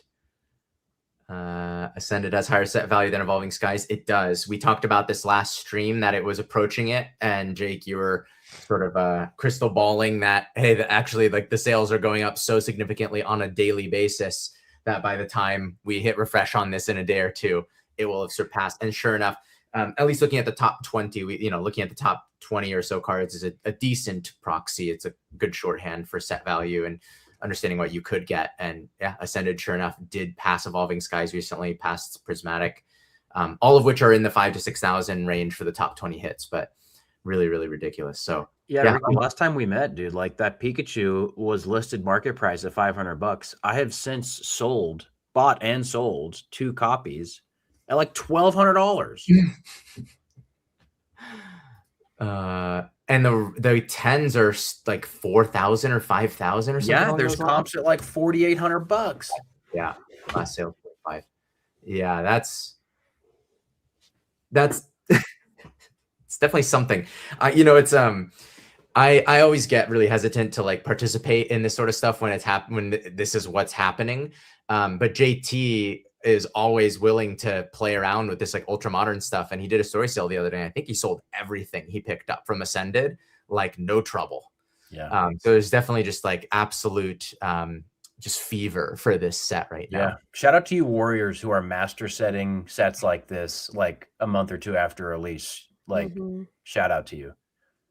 Yeah, Ascended having illustration rare, Prismatic not having illustration rares is really the thing that is. It's it really hurts that set a lot. Yeah. Yeah. Or pulling the Ogre Pawn in your SIR slot. It's a tough one. Yeah, pull your God pack. It's 2 trainers and an Ogre Pawn. Yeah, nice. I know one person who would actually love that. We have someone, she loves Ogre Pawn. Yeah, but what if she pulls the regular God Pack with Sunbreon and then just trades that for 50 Ogre Right? There's that. There's that. Yeah. Okay, let's move on. We're still in the tall grass here. Pikachu's the better set. Jake, you want to talk through what we are doing today in Pikachu'sing a couple of sets here? Thanks to Collector for sponsoring this segment. Yes, shout out Collector. We are looking at comparing some generations against each other. So we have done this in the past where we looked at more like card art. Yeah. XY versus Sun Moon. In this case, I believe, remind me, Ricky, we're looking at Sword and Shield top chases compared to SV. Correct. So we're trying to see who's got the heavier hitters, what's their relative kind of portfolio value if you have the top 10 chases from each gen here. And what's so interesting is a lot of the ultra modern cards that are in conversation right now are Mega Evolution chases, but we didn't want to do anything with that yet because it's still kind of an era in progress. Yeah. But we got SV and my first reaction here is SV includes 4 cards from Black Bolt, White Flare. What? I know. I had the same thought. These Victinis, it's funny. These Victinis are kind of the same card, but they do have they are different. And I want to say a significant enough price difference between the two. Like there's $100 difference between both. Yeah. That's a significant difference when it comes, considering it's you got a different code and that's about it. Yeah, I guess Black Bolt's the slightly more desirable set from that pair. But I was gonna say Black Bolt is just also slightly more expensive as a set overall compared to White Flare too. So I kind of I get that, but yeah, it's interesting. Yeah. So this SV list, you got the usual suspects, Sunbreon, Bubble Mew. Yep. But besides that, I'm like, dang, Sword and Shield about to eat. It is not gonna lie. About to take these guys to the cleaners. So I obviously this Magikarp I think matters a lot. It has its own aura for sure. Subjectively, and let's point out that's the only it's an actual illustration rare. It's not even like an SIR. You've got an illustration rare in the top 10 there, which is kind of crazy. Exactly. Yeah. So let's real quick on value here. SV top 10, 5,900. And Sword and Shield top 10, 6,875. So not a massive difference, but definitely a slight edge of Sword and Shield, which, Sword and Shield is also the older stuff. So, maybe that 10% difference, you could kind of you could argue that just has to do with time a little bit and that they're kind of equivalent value wise. Let's look at the top 10 from Sword and Shield. Yeah. Okay. So how many from Evo Skies? 1, 2, 3, 4, 5, 6. 6 from Evo Skies. Dang, Evo Skies carrying hard. Yeah, not surprised. Yeah. And then some of these sets like Chilling Rain and Silver Tempest, I think these hits are the top hits in each of those sets by a pretty wide margin. Yeah. Some good trainer galleries in some of these sets from this era, but yeah, in terms of value, that's definitely the case. So yeah, also iconic cards here. It is going to be interesting in the future. We're going to obviously have to compare this Gengar VMAX to the one from Ascended. Mm-hmm. It's kind of obvious to do that comparison. I'm sure there will be some Rayquaza cards in the Mega Block. We're pretty sure that's happening. So we'll compare it to this. But yeah, subjectively speaking, these do a lot more for me than the SV era. How I feel about them. Yeah, I can just say from anecdotal liquidity experience, these Sword and Shield chases sell way faster than the SV chases, especially in graded 10 condition. Yeah. I had 3 copies of Moonbreon a couple weeks ago, and I willingly took in another because I was like, oh, it'll sell. And they have all sold except for one that I also bought another copy this past weekend because people want that card. I've sold in the last 3 weeks, I've sold 4 Lugias, 4 Dragonites, 3 Giratinas, 2 Umbreons. It's just been, obviously we have a big liquidity thing right now, specifically with this generation, but even before that, even when they were flatline in value, Gengar does not stay in stock. Rayquaza VMAX does not stay in Mhm. stock. That's just how it is. Mhm. Yeah, the Giratina. Yeah, no, it's very true. Yeah, I've had and sold the Umbreon both in a 10 and 9 a few times over in April that we had sold through story sales and things like that. Yeah, I mean, not a ton to say here other than kind of comparable values, and it'll be really interesting to see how Mega compares to this stuff once it's all said and done. But yeah, subjectively speaking, like I prefer the Sylveon maybe by a lot actually. Oh yeah. One. For me, the VMAX is clear the Prismatic EXs every day. Yeah. I agree. I would even argue though that the Umbreon V is my favorite of the Umbreons here. Oh yeah. Wow, the classic Pokérev pump take. I honestly just think it looks better. I do think this is a cool card. Yeah. I think I personally like them similarly, but I would defer to you, Dani, as the you're the Umbreon lover. In the I honestly think that the hot take. I think that the Moonbreon is overrated. But like it's good. Don't get me wrong. It's it's beautiful, but I think it's overrated, which I know is a hot take. So I do love that card. Overrated's tough for me. It's rated. if this was a shiny Umbreon, I'd be all over that. Okay, yeah, I hear that. But that would be kind of cool. It would have less contrast though. That's true. I don't know. I think it's because I think I'm just turned away by the fact that it is so like it's a card that was so pumped up, and I'm just like kind of like over it at this point. I will never own it. It's fine. What if like 1 in 1,000 Umbreon VMAX pulls was a shiny variant? Oh my gosh. I think the world would blow up. It'd be the closest thing that would be the closest thing I think the Pokemon Company would do to something like serialized cards. Yeah. I really do think they will do that at some point. I would open a stupid amount of packs for that. Exactly. It would be even more insane than it is now. Yeah. It would. That is not smart. Don't let them do that. I'm literally going to lose my house. Don't let them do that. Okay, I'll trade my sanity. Just for you, Dani. I'll hit up my contacts at the Pokemon Company and tell them, hey, pump the brakes. Perf. I will, or at least make sure Dani doesn't hear about it. Okay, I'm sure that'll be really easy with how not plugged in you are to all of this. Yeah. All right.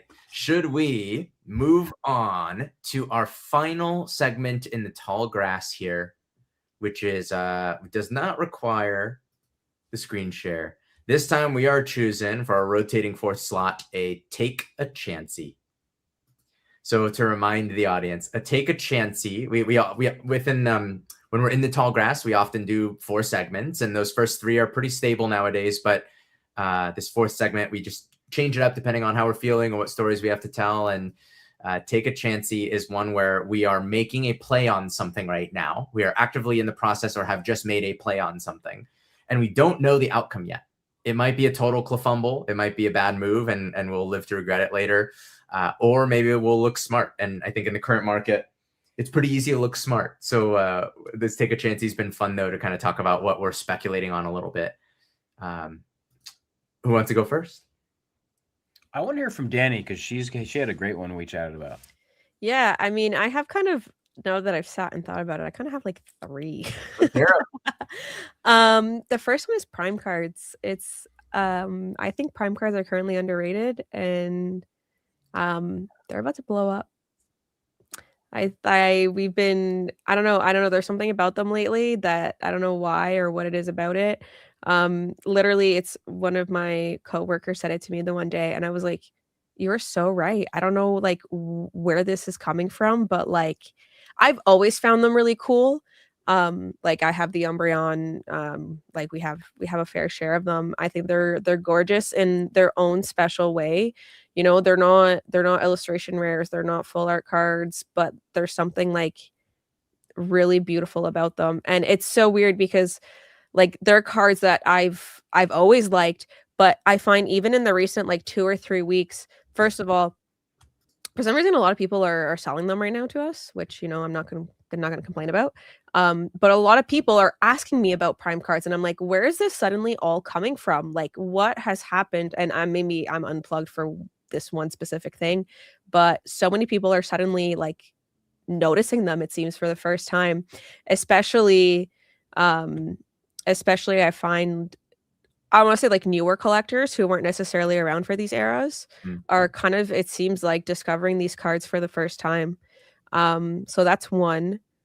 One of them I already kind of talked about, and it's the legendary collection packs. That was definitely like, we don't necessarily do as much high, like, it's not high end, but we don't necessarily do, like, a lot of the stuff that we have at the shop is more, I would say, like, the mid-range. So we kind of took a chance on it. But we'll see. We'll see how that one goes. We're still kind of figuring it out. So that one is definitely a shot. And the third one I want to mention is actually not Pokemon related. But I did take a big chance on something. Literally this week, we bought a Soul Stone, which is a Magic the Gathering card. From the Spider-Man series? Yes. Whoa. Yeah, so we actually had someone bring it in, and just, like, kind of, like, spill it that he pulled it, and it's actually, like, one of our regulars. So, we just bought that card, which is, I don't know what's gonna happen with it, especially now that it's a Magic the Gathering card, but the new Marvel set is coming out with another stone, so it's gonna be really interesting to see what kind of happens with it. Um, Absolutely gorgeous card. So yeah, the very shiny one is the one that we bought. So yeah, I don't know. We'll see. We'll see Those are what happens with it. unserialized, right, Danny? They're not serialized, but nobody really knows exactly how many there are because they're not serialized. Right. Which is, like, kind of like part of, like, the thing about them is that, like, a lot of, like, the traveling chocobos and stuff like that are all serialized out of, like, the 77 for the gold chocobos, but this card is not serialized and nobody seems to really know how many exist. So it's gonna be an interesting one. What are public sales of that card in the last couple months? Oh man, conversions. You can say it in CAD and I'll look it up in USD. I mean, you had looked at a few of them. I think one of them was like, they were like 30, yeah, 35-ish USD. See, Whoa. you did the conversion. I did not. I just knew the price in CAD. But up to that, yeah. Wow. So Wow. yeah. How important is condition on a card like that? Because I know Magic isn't necessarily something that you grade. All the So time. for those ones, condition is important. So Yeah. like, nobody's really playing with the Soul Stone. Sure. So like, that's the weird thing about Magic is it's mostly about playability, but then they started doing this where you got like the few cards that only the very crazy players are playing with. So like the Soul Stone, that one specific, like they have the other versions that are the ones that like the people play with, but like that one specifically is like a collector piece. Wow. Yeah. Incredible. Yeah. So I think that's the biggest one of the three, but I know it's not Pokemon related, so I wanted to mention the other two too. Still cool. I'm sure a lot of the people in the chat are totally engaging with some of the the MTG talk. So yeah, there's definitely some overlap there. Yeah, very cool. Go Magic. Nice. Take a chancey for me, huh? Yeah, I think mine's more just like a general approach right now, and not like a specific card, but just more about a specific market. I'm spending more time and getting more skills and trying to build more experience in 5-figure and up cards as well. And, really understanding, what kind of buyer is looking for those. And what I'm learning is that there's a good amount of buyers who, have the stupid FU money and they buy whatever they want. There's definitely those people out there. But there's a lot of people in the last year who have become, for lack of a better term, a little bit pokey rich. Mm-hmm. And because they've been involved in the hobby heavily and things have done really well for them, whether they're a reseller or someone who was like buying heavy as a collector in 23, 24, and then last year. And they're at this point where like they're comfortable having a large amount of, money/value engaged in the hobby. Mhm. And so, yeah, there's more of those people than ever. And yeah, networking with those people, many of them are people who resell at a high level, but like they like to have a handful of really, um, you know, personally catered and specific higher end items that you just can't get everywhere, because that's now what kind of interests them. And so my take a chancey is, yeah, spending more time on that. And luckily, I do also have the infrastructure of, employees who are working with, the stuff that we've been doing all along. Singles in that like $20 to $1,000 range, and then slabs from like $100 up to 1,000. And then I'm spending more time at the card shows dealing with the things that are like 1,000 and up. And it's been a really cool and fun time.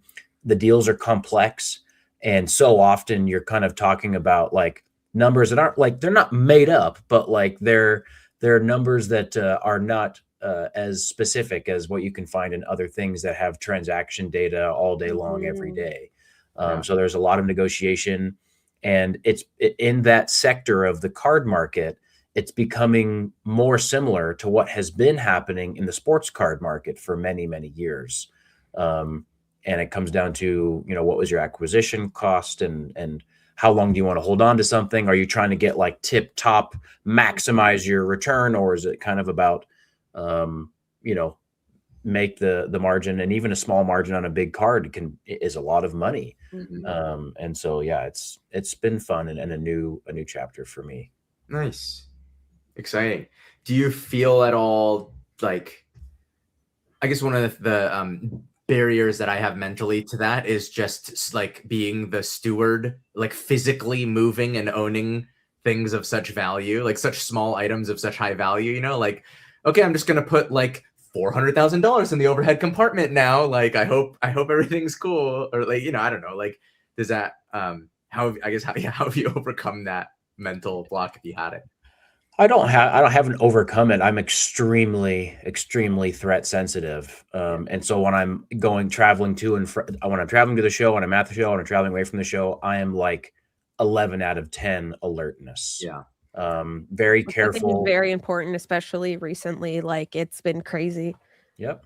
And I'm being very thoughtful with who I'm talking to, where I'm spending time, who is even seeing me when I'm in public, people knowing where I'm staying, all of those kinds of things. Like I'm being very careful on the threat sensing standpoint.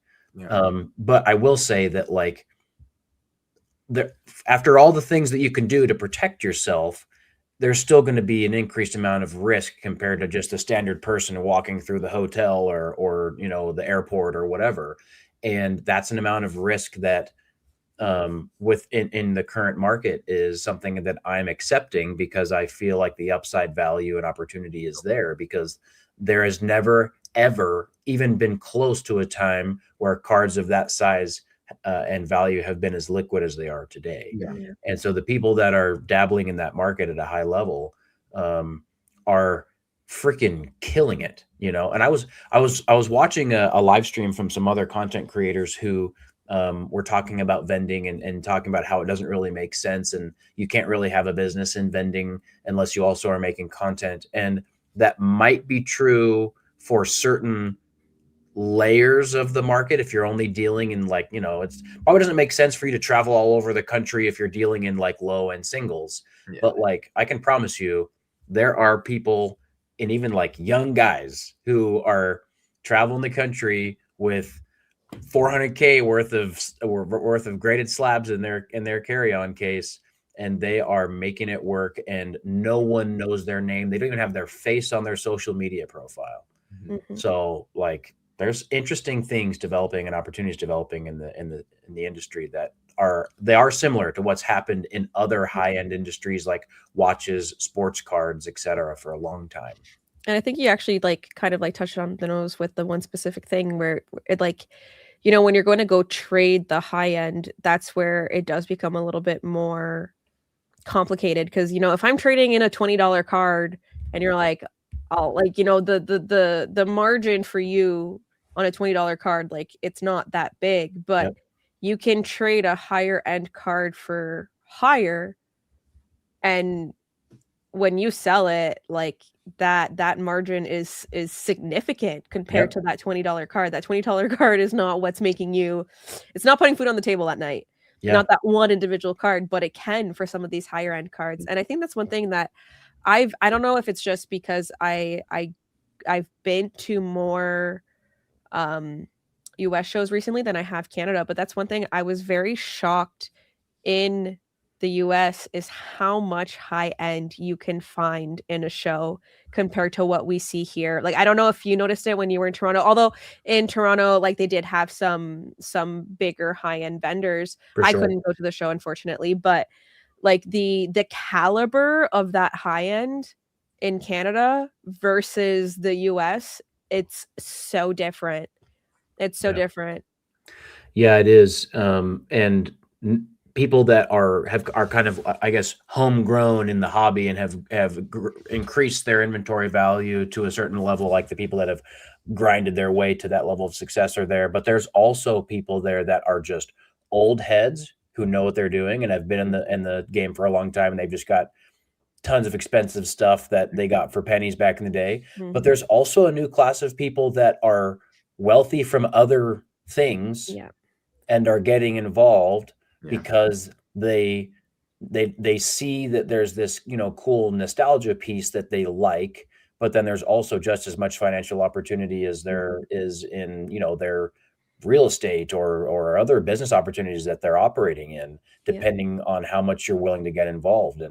And not to say that all it takes is to have a huge seed of capital and you can be successful in this business, but if you're savvy and you pay attention and you also have a big seed of capital, you can do great. Mm-hmm.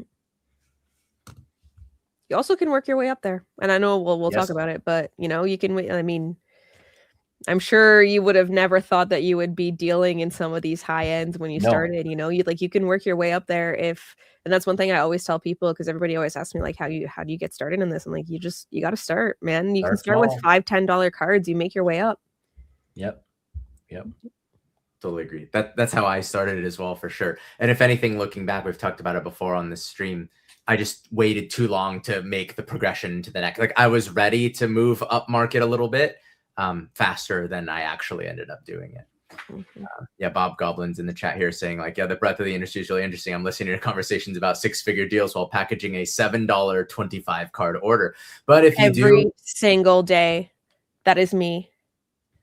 It's so funny because literally I will be packing an order and it's literally 70 cards for $30, and then beside me I have my coworker who's like, oh look, this is a 4K order and it's 2 items, and I'm like, well, here that's I am the with thing, my though, 70 Dani, cards. You've built this business on the foundation of, if all we ever did was the $7 orders, then we would still have a successful business. And then as you grow that, you can also dabble in some of these higher end moves, like let's buy a soul stone that costs as much as a Porsche and see how what we can do with it in the next couple months. And it's those kinds of things that you don't treat them necessarily as business necessary, but you have the flexibility now to speculate or gamble or take that extra risk that you wouldn't have taken if that was all you had going on. And it may seem really risky to other people, but it's it's not risky when you know that we also have a foundation of selling 7 figures worth of cards that, to the standard collector. And, it's multiple types of business that you're working on. For sure. Poke Vibes in the chat here. A couple things. One saying, started with $250 3 years ago while working 2 jobs. Now full-time Pokemon, doing 1 to 3 shows per month. Also said 100%. There's also people just straight grinding, listening to people who are smarter than them, and started with little to nothing and built from there.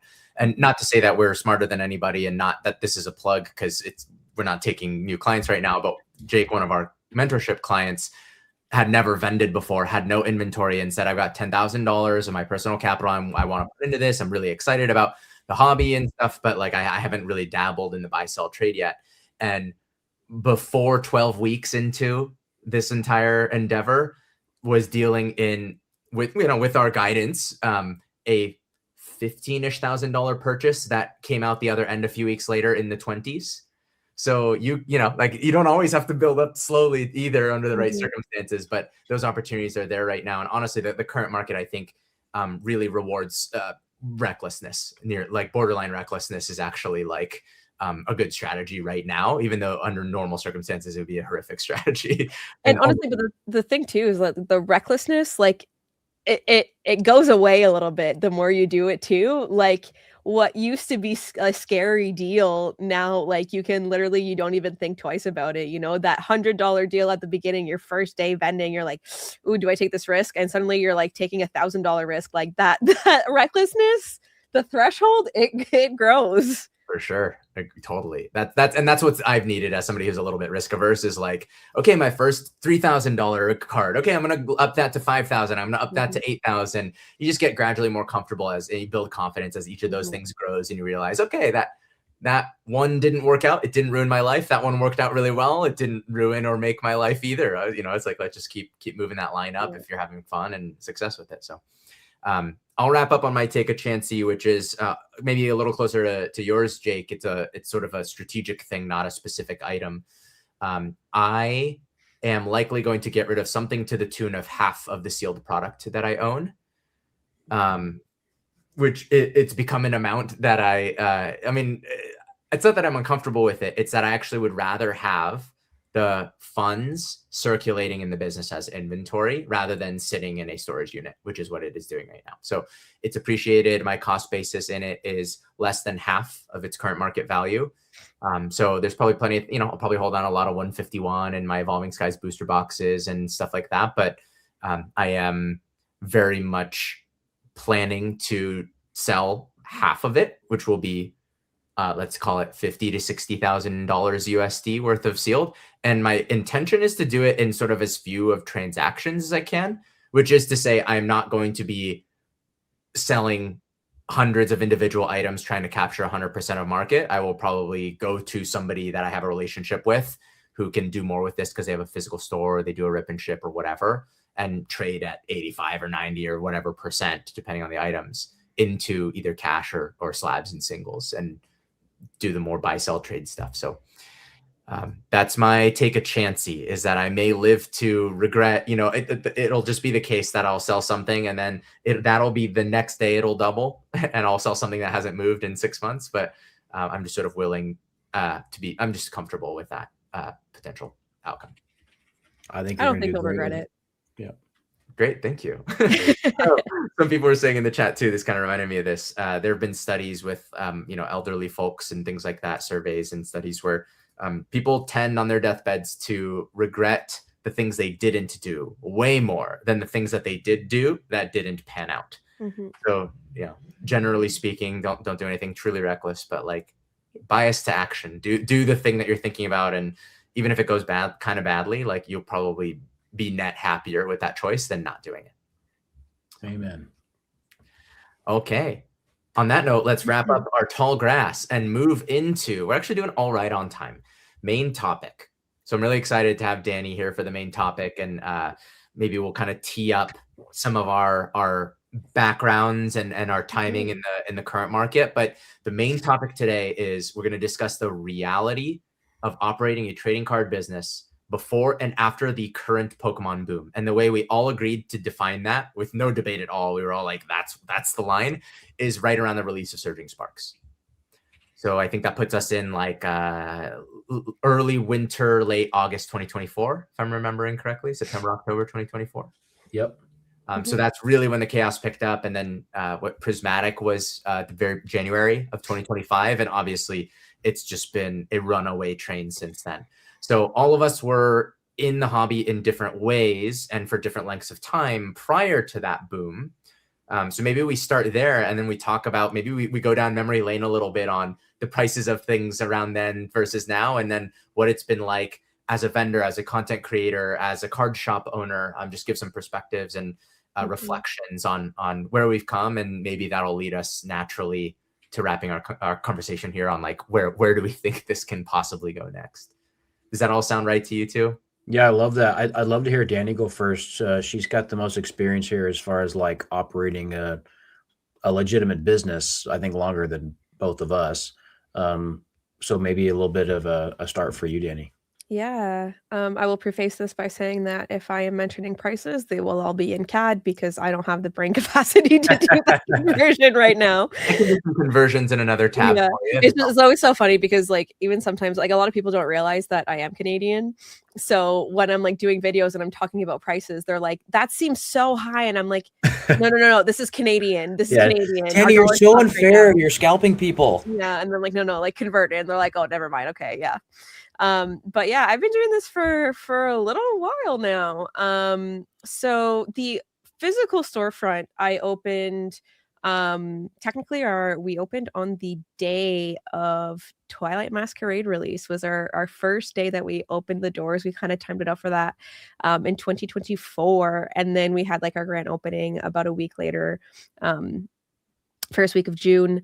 But before that, I had been running the online store for almost, I think, 2 years at that point. We were doing the online store. So we were running everything out of our house. And it's definitely been very different.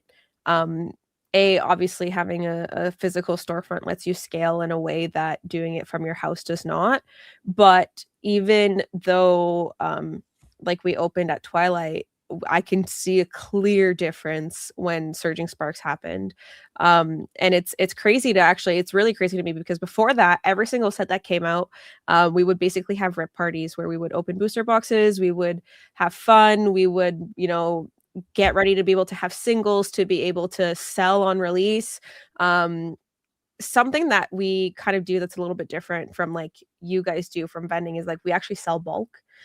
So like we do cater to like that market as well, where you have the master setters who are looking for that one reverse holo or for a player base. So a lot of playables is like something massive. For us, like I know the playables off the top of my head because I'm kind of like really ingrained in the player community. And when Surging Sparks happened, Surging Sparks is the first we actually opened Surging Sparks to do that. And I don't want to say we regretted it because it was still worth it for the shop to be able to have bulk, but that's the last set we were able to do that with because we realized with that set that the demand was becoming greater and greater. And suddenly we didn't have enough product, even though we had the exact same allocation for the next set to be able to meet the demand. And what's crazy about all of this is, then everybody kind of jumped on, like Shoppers Drug Mart started selling packs, and I was like, which is like a drugstore here, and I was like, what is this? Like we never like there was no Pokemon here before. So it's been very, very different. And even like I never thought to myself that I would have a lineup outside my store for Pokemon on release days.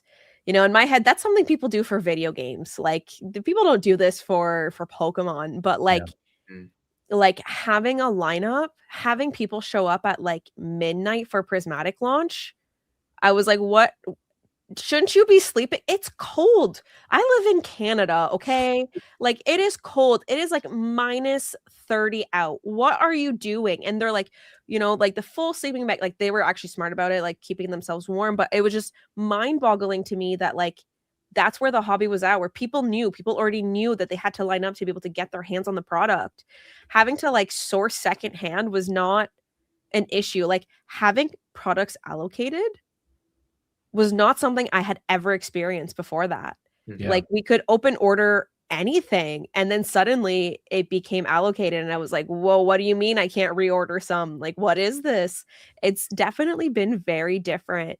And, we've had to pivot a lot where it's like before, you came in, you told me you wanted a case of Paradox Rift. Here you go. Here's a case of Paradox Rift. Now it's, we do product limits.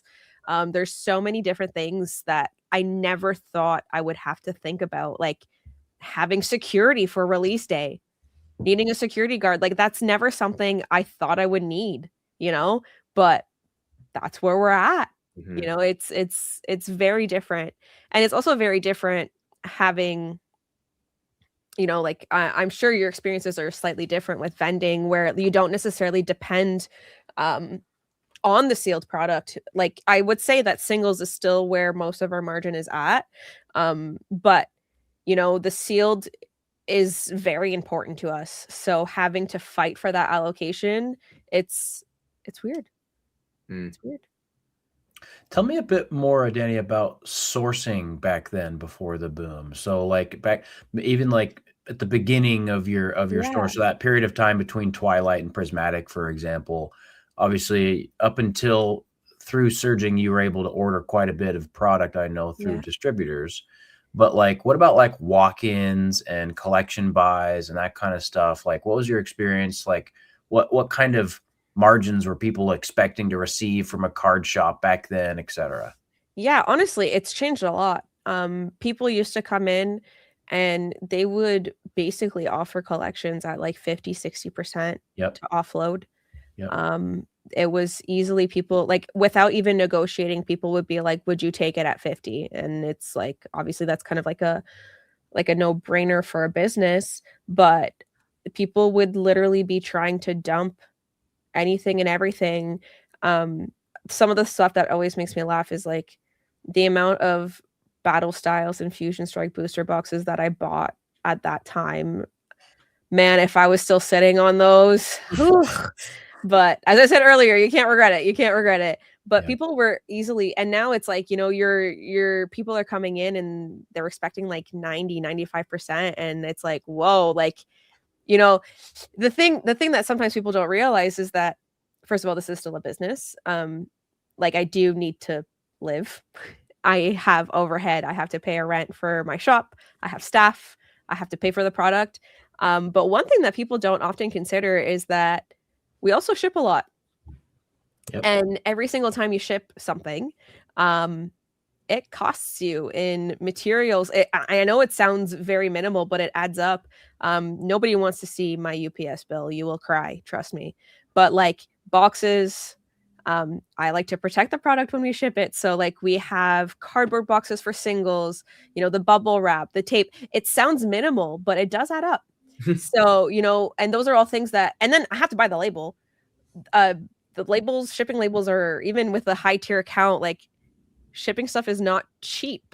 People have a weird perspective on that one. It's actually weirdly sometimes cheaper for me to ship stuff to the US than it is for me to ship stuff within Canada, which boggles my mind. Still don't quite comprehend that one. But that's money that comes out of, if you're asking for 95, that's money that's coming out of the 5% margin I've got. Yep. So, and if you want to be able to have products on shelves now, you have to be buying collections. Yes. Like you have to be buying collections to be able to keep up with it, or else your shelves are going to be empty. And I do think it's important to keep doing that. Do I like paying some of the prices I have to pay for stuff sometimes? No. But I mean, bottom line, I still have product, and sometimes like you find gold mines in those collections. You know, someone who was just like picking stuff up here and there, and then it's like, you know, it sounds silly, but even like the Shrouded Fable, Kingdra, and Greninja boxes, you know, we sold all of those when they came out right away. But like those promos, they're gorgeous, and we recently picked up a lot that had that. It's not even that old, but people were like, oh my gosh, I didn't know this is where the Kingdra comes from. Yeah. You know, so sometimes those lots is like, they're amazing for things like that, for discoverability for people who are new in the hobby. What about order volume? So obviously, you know, over the course of the last few years, you have learned a lot and grown your business because you're getting better at what you're doing. Yeah. But some portion of that growth is also market and demand driven. So let's take an average, you know, weekday in October of 24 compared to an average weekday now, as far as order volume, both in store and then on your online store.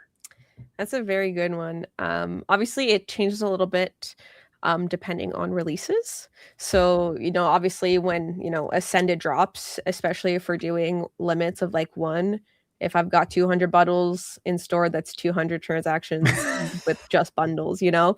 But I would say October 2024, perspective. October 2024, when orders would come in, I have me and I'm gonna my employee Kay, we used to be the two who would pack orders. And the way we would do it is we would come in the morning, we would take our time, we would have a stack of the packing slips, and our orders might have been a day or two old, and we would grab the packing slip, we would walk to the display, we would pull the card out, go back, we would pack it, and it was fine. It was fine. We could do that. We could literally pull the cards as we were packing the orders. Yeah. Now, when people come in first thing in the morning, they come in at least 45 minutes before we open, and they're pulling the orders that have taken place between 8 p.m. and 8 a.m. because there's enough orders for them to pull that have happened in that time frame. Yeah. And if we don't do that, basically it's become this whole streamlined thing where they pull it, they put it in a baggie, they write the order number on it, it gets shipped to our warehouse, and then it ships from our warehouse to wherever it's going for local orders. But we literally used to pull cards out of the display as we were packing, and it wasn't an issue. And now you can literally show up right at open at 11, and sometimes we're still pulling orders, and people are like, "Oh, how much for this card?" And we're like, "Oh, sorry, it's sold." That's gone. Yep. It's so different. The order volume is crazy different.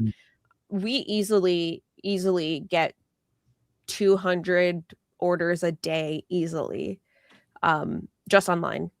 Wow. It's crazy. I mean, it's good. It's good. That's how we grow. But obviously, in a way, I don't think I could have anticipated growing at the rhythm we have. Yeah. So that is definitely still a struggle. We're hiring again. We literally just hired 2 people, and we're hiring again, just to try to keep up with the demand and volume.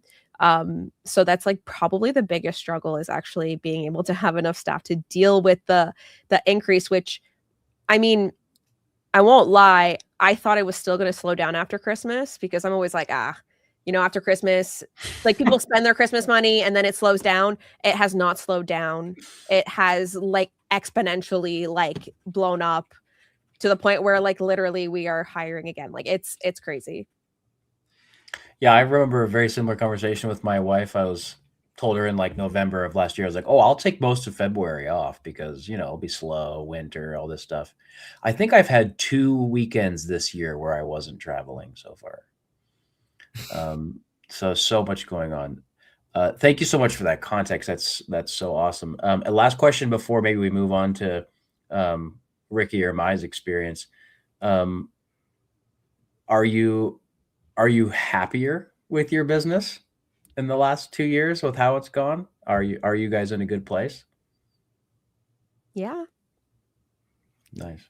Yeah. I mean, I never it's still surreal to me that this can be something that, we do full time. I do have another job, but literally just I never would have thought that this was a side hustle that I was doing for fun. I never thought it could become my whole life.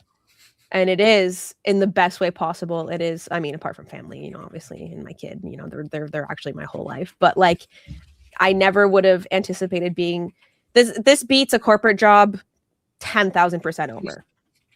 Yeah.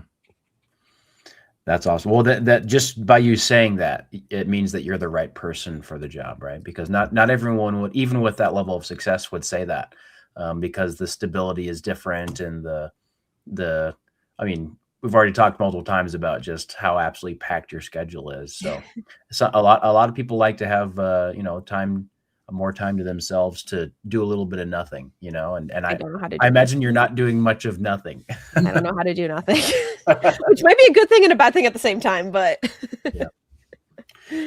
Well, I'm so excited that you said that you opened the store on that on that day of release day on Twilight Masquerade, because that transported me through dimensions of time.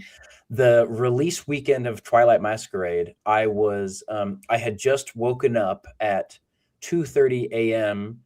on a Friday to drive all the way to Denver, which is about an 8-hour drive from where I'm at, so that I could attend the Denver card show which had like a half day on Friday that started at like 2 or 3 p.m. So I dragged my wife out of bed at 2 or 3 a.m. We drove all the way there and then had a show Friday, Saturday, Sunday. And that was essentially our second out of state show that we had ever done. And it was basically like, it was that month was the month that I had decided to take vending seriously. I had moved on from a previous hobby of doing martial arts and competing. And so I was kind of like looking for the next thing to really sink my teeth into. And yeah, from like a demand standpoint, obviously back then we had zero social media following. And so some percentage of the demand change has to do with people just, know that our business exists in general these days, much more than it did back then. But yeah, I went to that show. Twilight released. Nobody wanted it.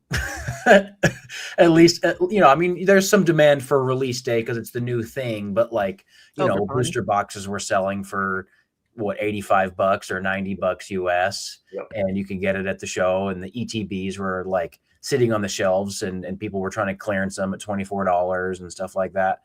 And the show was like pretty good, and so many of the chase cards that I have now that are like $200 or $300, I was buying at that show for like $30. And I was selling Evolving Skies booster boxes at my table for like $380. Somebody walked up with like a sealed case of Evo Skies, and it was like, oh man, like I might be able to offer you like $2,400 for that or something. And I bought one of the Delta Species Deoxys cards. I think it was the Speed form, or anyways, one of the Delta Species Deoxys PSA 10s. I was able to walk around the show for a minute because my wife held down the fort for about half an hour, and I picked up a PSA 10 card. It's like a pop 30 or 40 card from Holland Phantoms.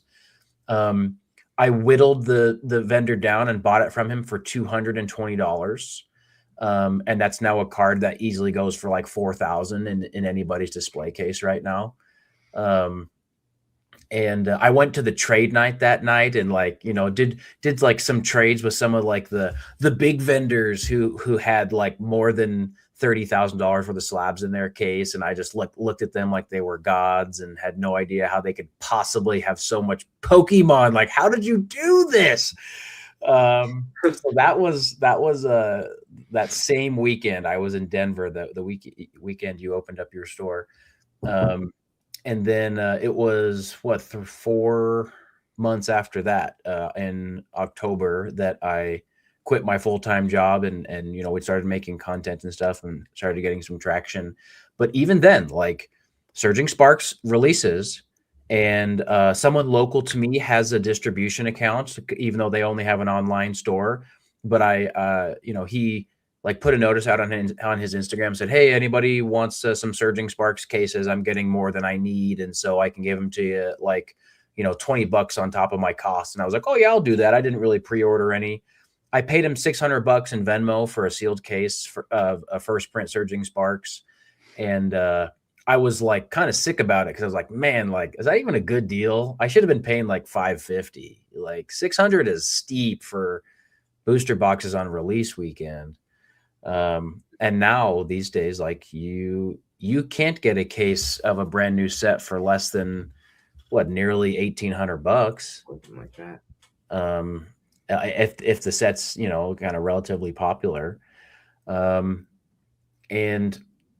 I think that the primary difference, you've talked about order volume, and we've talked about value of cards and stuff, but I think the primary difference between operating business then and operating a business now, and some percentage of what I'm about to say is because I have gained experience in the last 2 years, but without that experience, I'll still say that the difference is the confidence in the legitimacy of there being a business in this industry is so utterly different. And the proof is in the pudding for that, not with the success of some of the highest performing businesses. The proof in the pudding is the sheer quantity of new businesses in this industry, because there are some percentage of people who got into the game like yourself, Dani, because like you have like love of the game. Like you love the cards, you love the game, you love the IP, but you didn't think it was going to be some $1 million idea. Once that has been proven to be successful, then everyone follows and is like, oh, like this is the next thing. This is, you know, this is an opportunity that I can take seriously. I should invest my time and my energy into building something like this. And the more people that do that, the more it legitimizes the industry itself. It's like a positive feedback loop. I literally will never forget telling my father-in-law that we were selling Pokemon cards, and he like looked at me and he was like, "What are you like? What do you mean you're selling cards? Like you're selling packs?" And I was like, "No, like individual cards." And he was like, "Why would someone buy an individual card?" And like explaining it to him, and then like now he's like, "Yo, like." Now he knows and he gets it. And I was trying to be like, well, you know how you go to toy shows and you buy these tractors, like it's the same thing. And he's like, yeah, but like when you buy a model of a tractor, you know what model is in it. You're telling me that you're selling this random stuff that people don't know what's in it.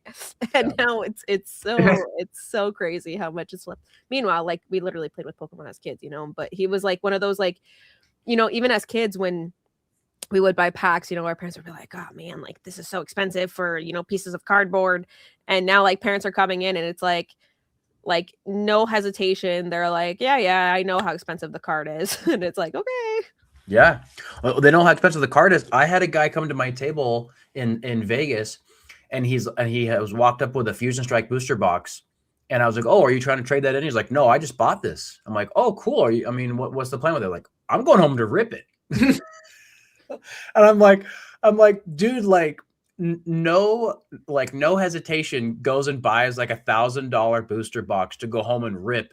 The EV is going to be like $8 and he's not even going to blink an eye at it. Like this is a totally different world than it was 2 years ago because of the confidence. Like there's been so much evidence stacked up that these things are worth what people are paying that it's like undeniable.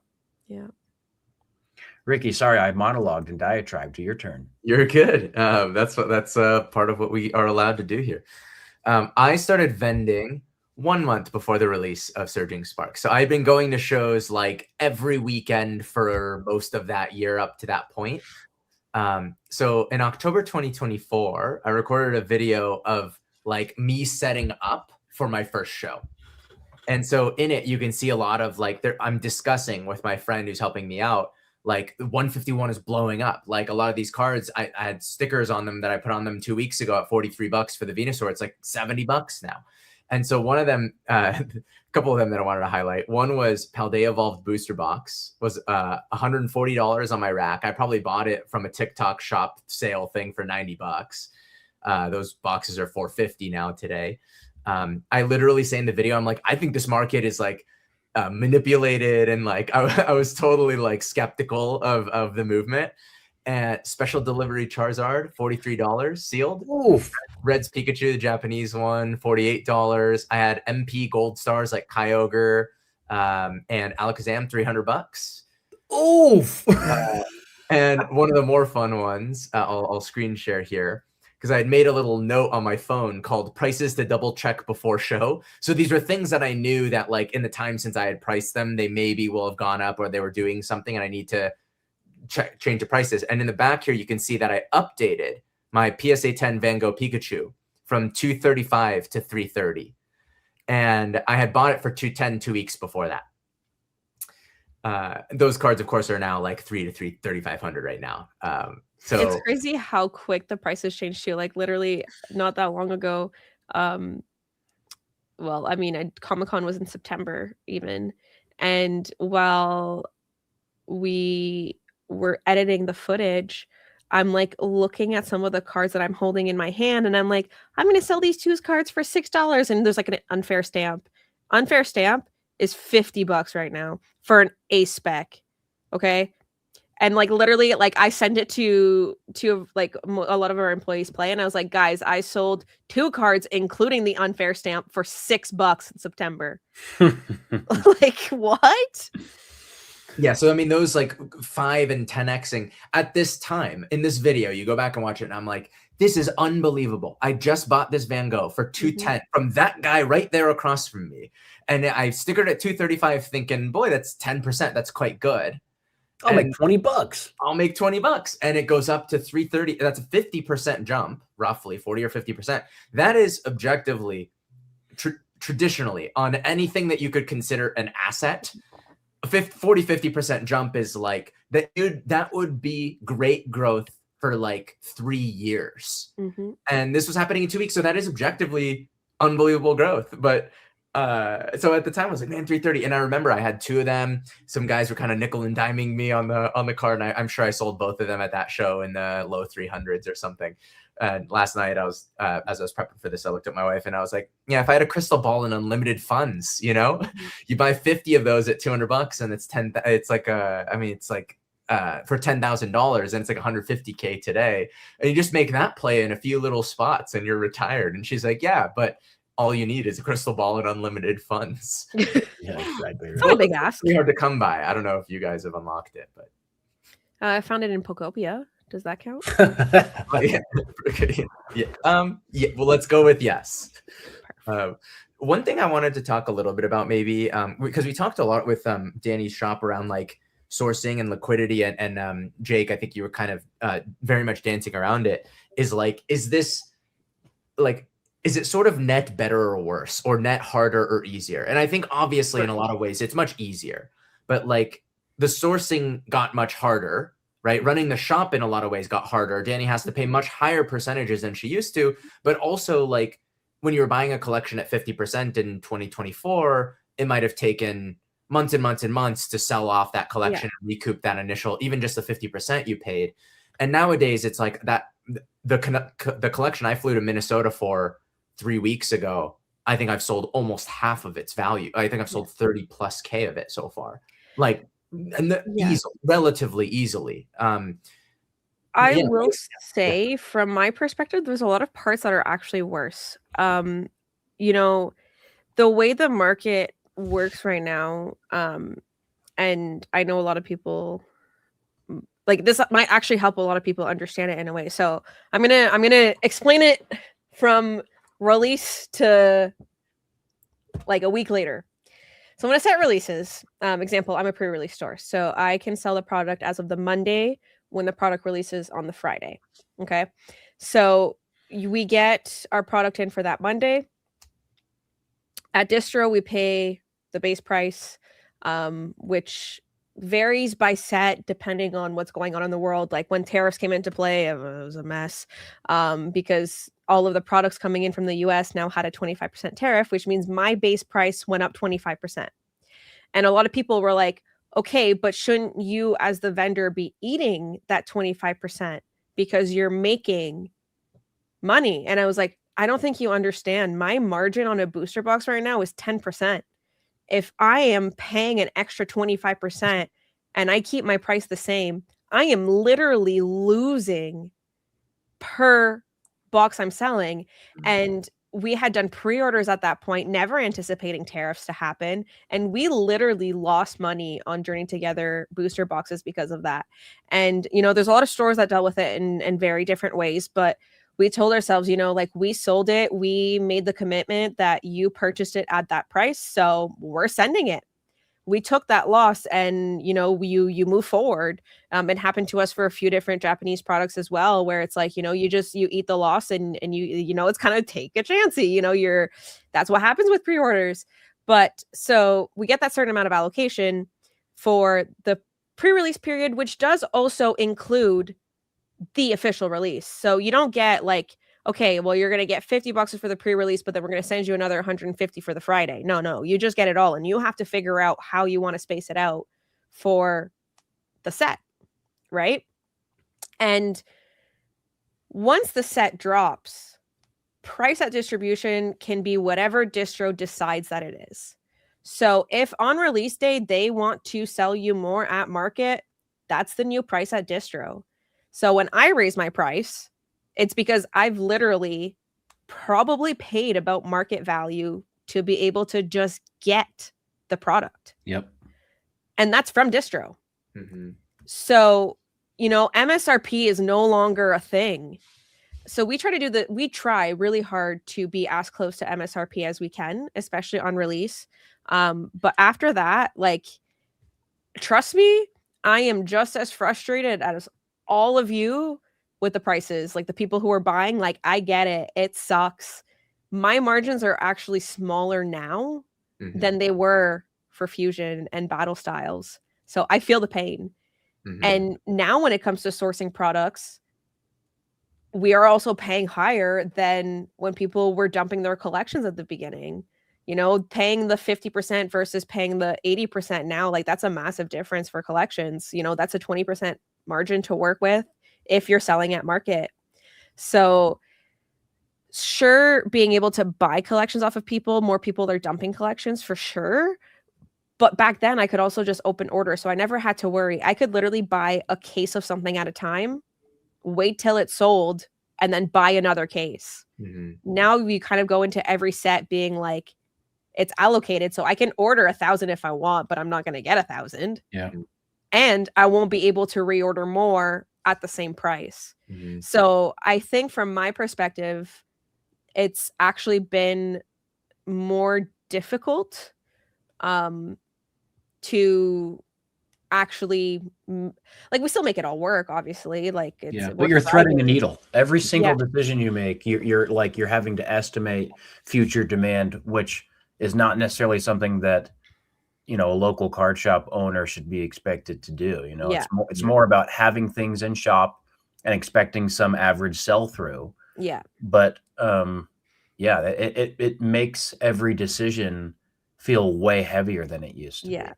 Exactly. I mean, I love it just as much. It hasn't taken any of the fun out in a way for me. Not anymore. When tariffs came into play, that was a whole ball game. I lost a lot of sleep, but like, we figured it out. I always say, like, every single thing that happens, you know, we figure it out, we move forward and we move on. We've diversified what we sell. We don't just sell Pokemon. We sell, I mean, I also play Magic. So, you know, we sell a bunch of other TCGs. When one market's suffering, another one picks it up, you know, so that definitely helps balance it out. Like, Magic, I can pretty much order what I shouldn't say I can order what I want, but, you know, it's not the same state of market as like One Piece and Pokemon right now. So there's always something to be able to like balance it out a little bit. And because I like so many different TCGs, it kind of takes some of that risk and stress away of being able to just kind of like pivot into something else. Like, I'm not solely dependent on the Pokemon market to be able to make a living, you know. I want to ask a question here because, like, what has been required of all of our businesses is adaptability, and especially, you know, when it comes to brick and mortar, like, when your overhead is so significant and so consistent, you're going to have the expense no matter what, and so you need to generate the revenue no matter what. Which means you have to be able to adapt and, like you said, diversify into other TCGs. What are some things, Dani, that you are doing in your business now to kind of future-proof it? Because I think one thing that still keeps me up at night sometimes is that we've gotten this far and there's a level of success that I couldn't have anticipated. And a lot of it is market-driven, just demand-driven. You know, I'm riding the wave at the right time, at least from like the speed at which things have grown. That's definitely true. And I'd like to kind of protect those increases in success, right? I'd much rather get to a certain level and keep it consistent rather than just ride this volatile wave of supply and demand and kind of be just the surfboard on the wave of Pokemon. What are you doing, you know, you and your team, to make the next 5 years, you know, stay at a similar caliber of success? I mean, that's actually a really good question. Like, diversifying is definitely something we've done. I would say when we opened the store, it was easily, I would say, like 80% Pokemon and maybe like 20% everything else. And Pokemon is still definitely our main focus, for sure. But I would say that at this point, Pokemon is probably like more along the lines of 40% of everything that we offer at the shop. Wow. And some of the things that we've done are we took a lot of chances on different things. When new TCGs come out, I mean, there's a new one every week, but we've kind of, from the very beginning, we had a bunch of people coming in asking about playing like One Piece locals. So we were like, you know what? Whatever, we're going to throw One Piece locals at the same time as we run Magic on Tuesdays because I already know how to do Magic. So what's just one more game, And so from the very beginning, well, I shouldn't say from the very, very beginning, but not too far into opening the store, someone came in and asked us if we would buy One Piece singles. And we were like, well, I don't really know the TCG. So like, I don't really know what's worth it. And we kind of took a chance and we bought this guy's entire lot of One Piece cards. And that kind of steamrolled us to be able to have people be like, hey, well, I actually want to buy these cards. Can I trade these? So like we kicked off One Piece way before One Piece did its boom. Like it has in the past, even like 2-3 months, like One Piece is really seeing a really high increase too, but we already have an established One Piece community at the shop that we had prior to this boom. And we kind of did something similar with like Gundam, where when Gundam released, we weren't sure, but we decided that we were going to crack open boxes to be able to have singles. That one didn't really work out for us in the end, but we took a chance. We still run locals, and now we actually hired 2 employees who, up to now, most of our employees were very, very knowledgeable in Pokemon, but not necessarily other TCGs as much. And we decided with our 2 most recent hires that we would actually hire people who do have knowledge in Pokemon, but are actually more knowledgeable in other TCGs that are our weaknesses. So like one is very, very knowledgeable in like Yu-Gi-Oh and Gundam, and like not just the TCG, but the models too.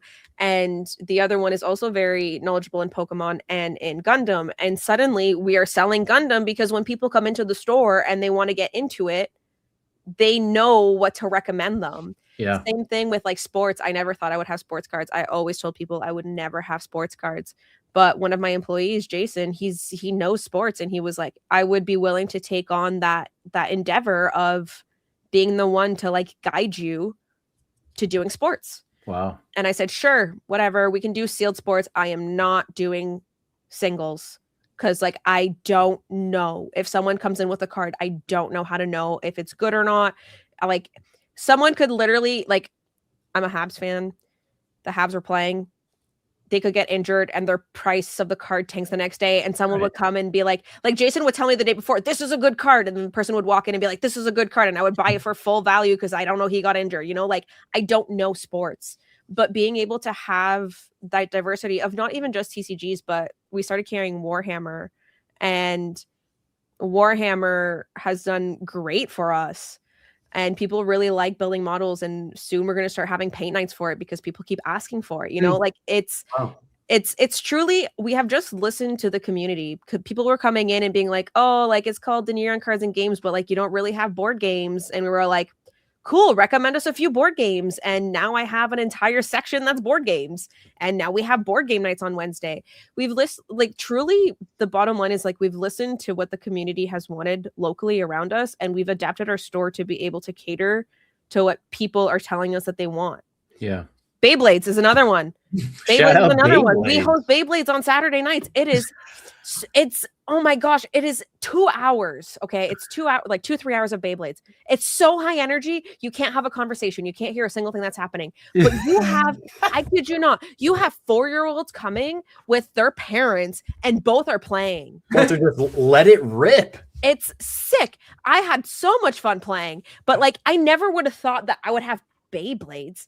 And I'm shipping Beyblades to like the States. I'm shipping Beyblades to Europe. I shipped Beyblades last week to Singapore. Like, and I'm like, they're like, yeah, we don't have anybody here who has Beyblades in Singapore. Like, this is sick. I'm happy we found a shop. And I'm like, Beyblades? Like, I never would have thought that. But someone literally came in and asked. He was like, hey, if I were to host this with my friends, like, could we use your space? And we were like, sure. Wow. I love that. I ship Beyblades to Singapore was not on my bingo card today. I was just thinking that might be a brand new sentence. It was not on mine. In the last 10 years, I don't know if anyone else on earth has formed those words together. I used to love Beyblades, so I mean it's crazy that it's still a thing. I literally have a picture So I've known my husband literally forever. We've known each other since we've been 4. But we have a picture of us in grade 2 at a Beyblade tournament with our medals and everything. Like literally, like I like to say that my store is basically everything I've ever loved. Now that I have like adult money, I'm like, sure, let's add it. So next thing you know, I've got Beyblades, and it's a whole new thing. They're called like they're Beyblade X. They have their own stadiums. They have their own parts. It's very, very different from like the Beyblades I grew up with. There's no metal. So you don't slice your hand open when you grab it and it's spinning. There's no metal like interior. No. Oh, the It's middle very, piece very was always, different. the Yeah. middle piece was always metal. And it's most of them are only 3 pieces now. So you have like the bit, the ratchet. I know all the terminology. I could talk about it for way too long. My brother and I used to go on eBay. This was probably like 2001 or something, and we would buy like bootleg giant metal middle things. That Yeah. Oh man. But Beyblades is not something I had on my bingo card at all. No kidding. But I love it. That sounds like fun. Yeah, it is fun. I think the moral of the story here, and even for someone like me who is like probably just ignorantly adamant about staying in the Pokemon niche, just because like that's what I really, really care about. The moral of the story is just develop additional sales channels, additional items. You know, moving my move up market, and so for some of these cards is an example of that.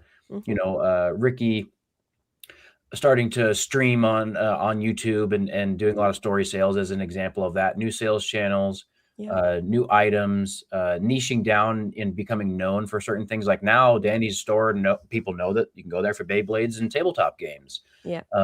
You know, now people know that Ricky is a vintage swirl connoisseur on his cards, and so people say, at least they tell me that like I know a lot about low population cards and this kind of stuff. So it's it comes down to like really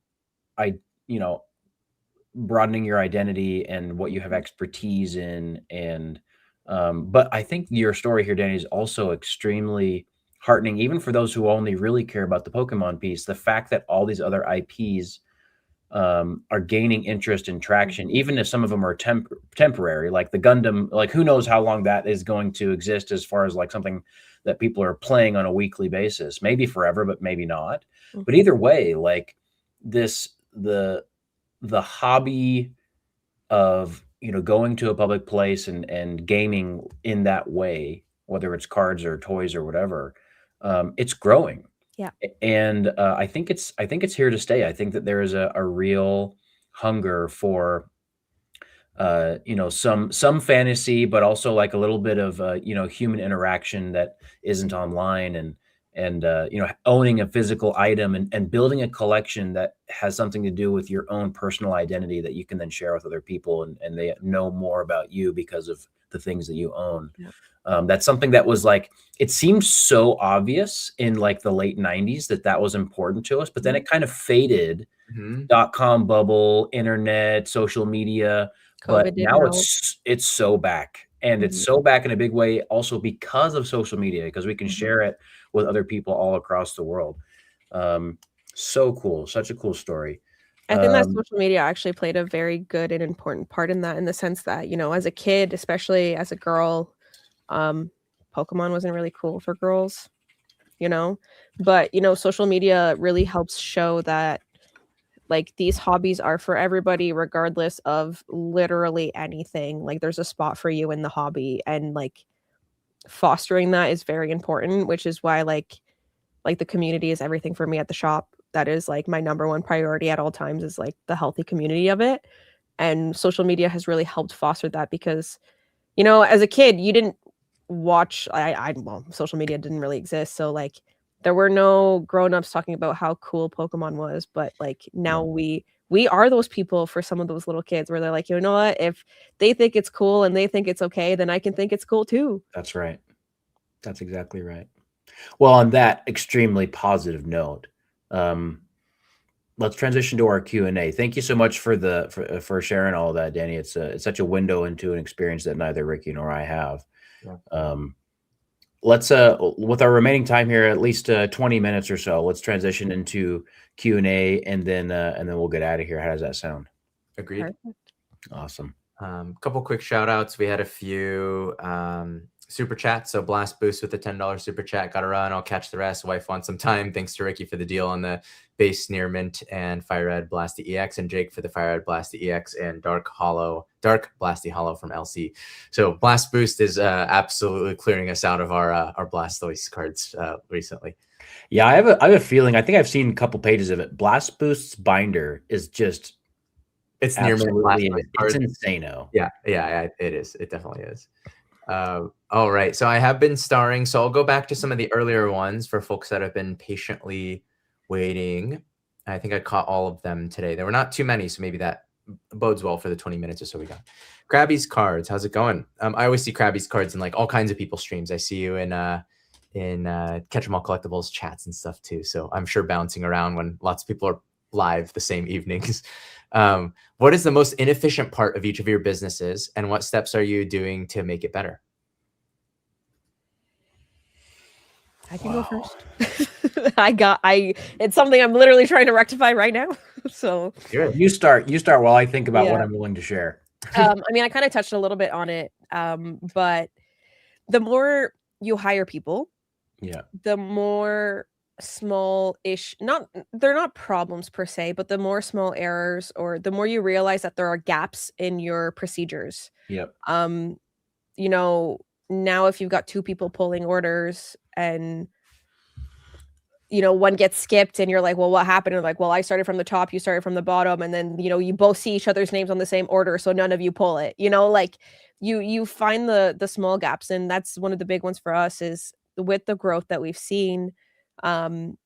Streamlining processes, things that seem very basic, but because I've been doing it for so long, I've never had to think about like writing guides on the differences between in the EX era, reverse hollows don't look like your reverse hollows now. They're stamped. But if you don't know or weren't collecting in that era, you don't know that. Right. You don't know that like fire red, leaf green reverse hollows look like hollows. Yep. So streamlining the training process and having guidelines is very important, and we're seeing it now. So it's something that I'm trying really hard at night to sit down after I put my kid to bed and work on some of these things, so that as we do hire more people, there's kind of like a more solid baseline for how everything works. Yeah. Wow. I love everything you just said. It all sounded like so many things I did in corporate America, unfortunately. Just like having to optimize and make sure we're all on the same page and write training instructionals. Oh my goodness. Low-key why I don't like my 9-to-5, but here I am. But it's different because I'm doing it for something I love. Right. Krabby's Cards, I'm going to answer this with a non-answer, and here's the real truth. You're so efficient. No. It's I don't optimize for efficiency too much. I'm optimizing for making memories with the people that I want to spend my time with. And I'm not here saying that like, oh, I should have hired other people besides my siblings because they're absolutely killing it. But like, if I was trying to optimize for efficiency, I would probably do so many other things.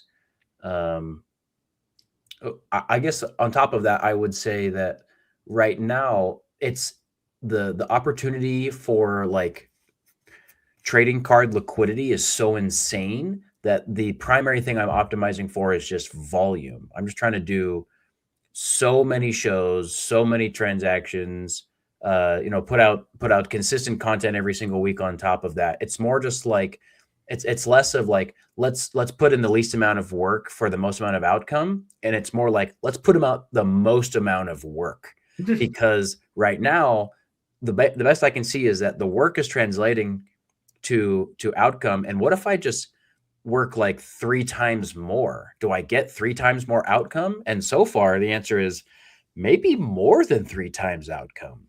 Because there's some exponential growth things going on here, especially when the market is strong and cards are appreciating in value. So it's more a foolhardiness approach rather than a scientific over at Jar Chomp business. It sounds like you're taking your own advice of making your money while you're alive. Yeah, I'm trying to make my money while I'm alive, and that's just good advice for anybody out there. And it really is just the case that all easy ways to make money are hard. So you're making sure that you're working hard to earn that easy money. Yes. Sorry, I'm trying to remember all the stupid things I said. It's okay. Yeah, Dani's like, what are we doing? Yeah, we've caused her to choke. You okay? Yeah, I'm good. Okay. My answer is I've got two. One is that I have no real system for organizing my cards in inventory in terms, like, they're not alphabetized or labeled or anything like that. So like if you run a store and you sell bulk, you got shelves and you got some system so that you're not literally just like filing through 10 million cards to try to find a specific card when it gets ordered. I don't do any of that. It's just whatever goes back in my case. They're roughly organized by era, but the result of that is that if somebody like DMs me and they're like, hey, do you still have X card from that video? If I'm not in active sell mode, I basically just have to like ignore that message because I have no idea where that card is. Like it could literally be in one of multiple locations. It might not even be in my house. So I don't have like a very efficient way of locating a specific item, which if I did much larger scale, I would probably need to come up with a better system. And then the second thing is that I still pretty much edit almost all of my own videos, which a lot of people tell me all the time. I get the comment like a few times a week, you should hire an editor. It'll improve your efficiency so much. But the reality is one of the parts I love about what I'm doing is the creativity and editing long form videos. So yeah, I'm pretty hesitant to outsource it because it's not like I hate it. But yeah, sure. Like if I outsourced it to somebody and paid somebody else $400 to do something, and then I spent those 10 hours making $3,000 selling cards, would that be an ROI positive business decision? Yeah. But I'm not making that business decision. Sort of, I'm choosing that.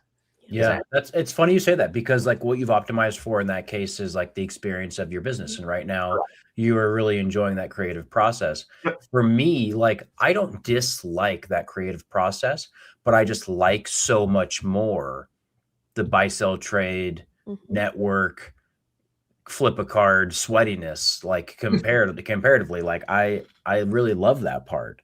And so that's what I've optimized for. Yeah, totally. And I love that part too. But I love being able to do them in almost equal measure. And it's also one of the real like accretive things about having somebody like JT working with me, because JT will run a story sale while I'm editing a video. And so both things can be happening at the same time. Yeah. And that's just the beauty of like hiring great people. Yep. That's literally like that's me and my husband, and like we basically have it down to a science. Like he's the one who edits all my short forms. First of all, I can do it. It's going to take me 10 times the amount of time it will take him. And I don't enjoy the editing part. He does because he laughs at all the stupid little things I do in between. But I love the more operational side of running the shop. So it's like you play to each other's strengths, and bottom line, you're going to make it work. And the whole point is to have fun while we're doing this, right? So that's, yeah. Amen. Yeah. Agreed. Okay. From Cocoa Beans, at the very beginning of the stream, do you think there will be a bit of a dip in hype / prices over the summer, similar to last year, or has Ascended changed things? I remember thinking that would happen last summer, and it didn't. So I might be remembering this wrong. It happened in 2024 for sure, late summer. Yes. Yeah. I don't see a dip happening. I don't either. Particularly with the 30th anniversary. I mean, you set an Ascended aside. Pokemon Company 30th anniversary. There's not going to be a dip until after that for sure. Okay. I don't think. Yeah. Especially with like the new like all of.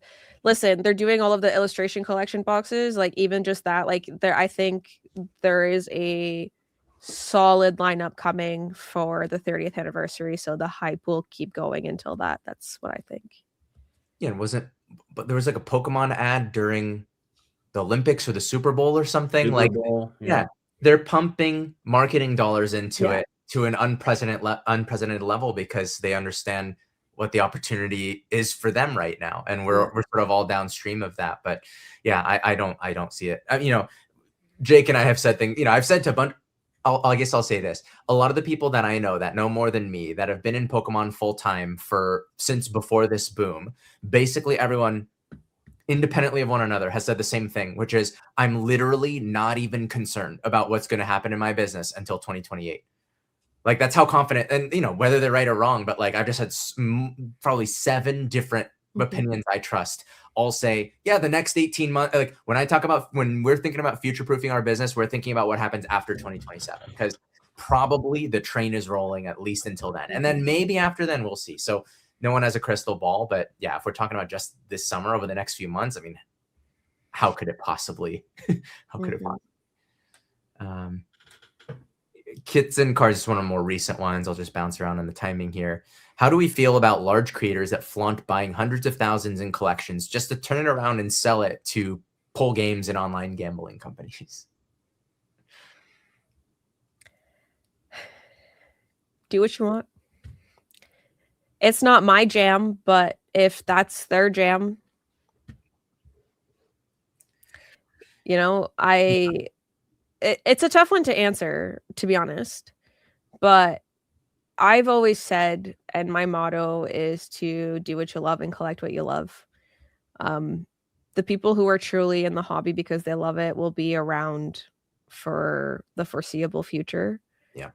And I think it's more important to focus kind of like on that in a way, and on what you love yourself. Like, I have a binder that's ducklets, okay? Like, I have overpaid for some ducklets because it's a duck and I think it's cute and I love it. And so, for every single person you have that's flaunting the hundreds of thousands of dollar collection, you also have the person that has a binder with Metagross. I know a little 8-year-old that's literally has a binder of Metagrosses because it's her favorite Pokemon. So, that's what I choose to kind of focus more on. Yeah. My thoughts on this is a couple things. One is, this is very much just a reality of the current market and world. And I try to spend as little energy as possible shaking my fist at whether or not I like the reality of things. I accept realities. This is a reality. I don't participate in these. I don't promote them. I don't take sponsorships from these sorts of pull games personally. That's just a philosophical thing for me. But at the same time, like, in a lot of ways, I benefited from it. Like, we didn't talk about this earlier around the liquidity conversation, but like, every month I also dump about $15,000 or more of stuff to these repack middlemen. And some of them think that eventually these companies will essentially largely have the inventory that they need. And so this game of $400,000 at every show being spent funneling back to Triumph and pull packs and whatever, prize packs or whatever they're all called, that it can't go on forever. So eventually it'll slow down. And I think, to Dani's point, those people that are hustling in that now, they might or might not love the hobby. They might just disappear as soon as that sort of free arbitrage goes away, or they'll just find other opportunities to adapt because they actually like the hobby. And that's just the way they're choosing to participate right now. I know a lot of guys who are former vendors who I know genuinely like the hobby, who this is what their focus is right now because it's where the opportunity is for them financially as they're building their futures. And if things are different in 6 months, if these companies are buying 1/10 of what they're buying now, those guys will essentially lose those jobs and they will find new ways to participate just like they always have. So those are kind of my thoughts. How do I feel about it? How do I feel? I don't feel amazing, but again, I try to burn 0 calories a year on how I feel about just the things that are the way that the things that it is what it is, and then, yeah, how do I think about it? I benefit from it as a business. So I don't necessarily hate it. Nothing to add from me. From Phantom Kaiju, Dani, how do you deal with fraud orders in the store? It's inevitable. Chargebacks will happen. You try to protect yourself the best you can. That's kind of why we did the whole store flip, was to help with people point blank stealing. We have a lot of security measures in place in the store. We have group chats with other local store owners. So the moment that something happens, we tend to flag everybody else around. And people know to be kind of on the lookout for those items or whatever, to be able to help make police reports and stuff like that. Kind of the same, like you can't eliminate it all. Like we do look at things like when orders come in, first time order, if it's a massive order, even if it's a small order, like does the shipping address match the billing address? Does the name on these things match the name on the credit card? Luckily for me, there's some great apps on Shopify for at least the online store portion that flag these things. Yeah. We have some postal codes that are just full on blocked because we know exactly what they're doing. They're opening chargebacks and they've tried to order again. So like you live and you learn every single time something happens. I remember the first time we got a chargeback, I sold a Sun and Moon Unified Minds booster box, and I actually felt in my gut that it wasn't right. So we called the phone number and we talked to the person.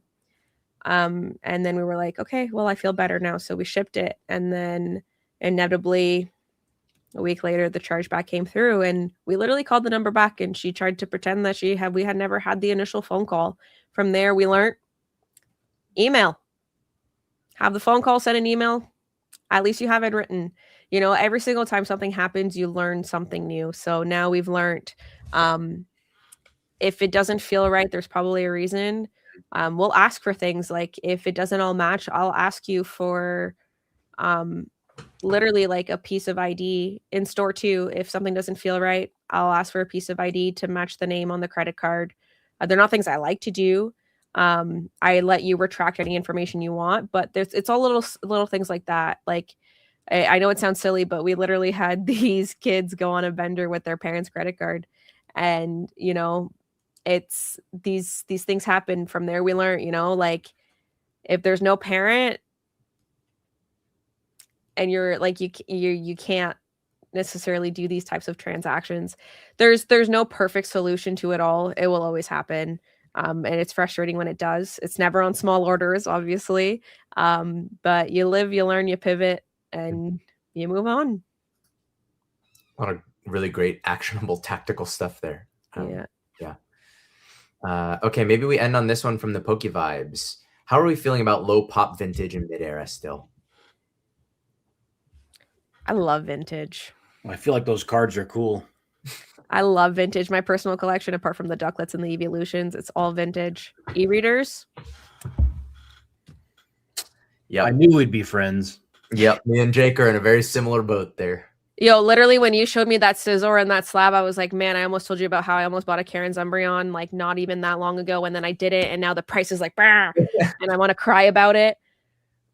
Like, yeah, vintage is my jam. Love that stuff. Yeah. More vintage than mid-era, I would say, but I think the answer, my answer, I think Vibes, I think you're mostly talking about like value trajectory. And I'm going to harken back to something Ern said about a month ago that I totally agreed with back then, which is when all these things were pumping, your reverse hollow, I don't know, Staryu PSA 10 that went to $2,000 or $3,000, like, that's pretty speculative. Mm-hmm. But if we're talking about low pop vintage of like Rayquazas, Lugias, Charizards, Mews, this kind of stuff, Gengars, like mainline characters that many people are collecting, I'm still seeing strong values, liquidity, not necessarily like all-time highs happening every week still, but people want these cards and they want to trade their cards to get them. I'm one of them. Yeah, me too. Yep. I am. And Latios Latias for a Gold Star Umbreon. What grade was it? Or was it raw? 8.5. Stop it. At the time, it was pop 6 or 8. That's got to be what, like at least a 15K card, something like that? Oh, it's stupid now. I can tell you that much. I don't look at it anymore because it just makes me want to cry. I love that. So far, we've had it multiple times where like, what's that worth? How much does that cost? And Danny's like, I don't care. We're not talking about that. Like reminding myself. No, it's a lot of people told me that, like, I mean, I traded a Latios Latias that we all know at this time and this point is, worth a lot more. Yeah. Than my well, no, it's not necessarily worth more, but like the ratio of their climbing, the Latios Latias went way higher than my Umbreon Gold Star. But the Umbreon, honestly, that's an all-time grail for me. Yeah. Actually, my all-time grail is like the Japanese one because it's hollow. But I don't have that type of money at all. So like this is a grail of mine. So like I honestly, long story short, getting this card was a nightmare.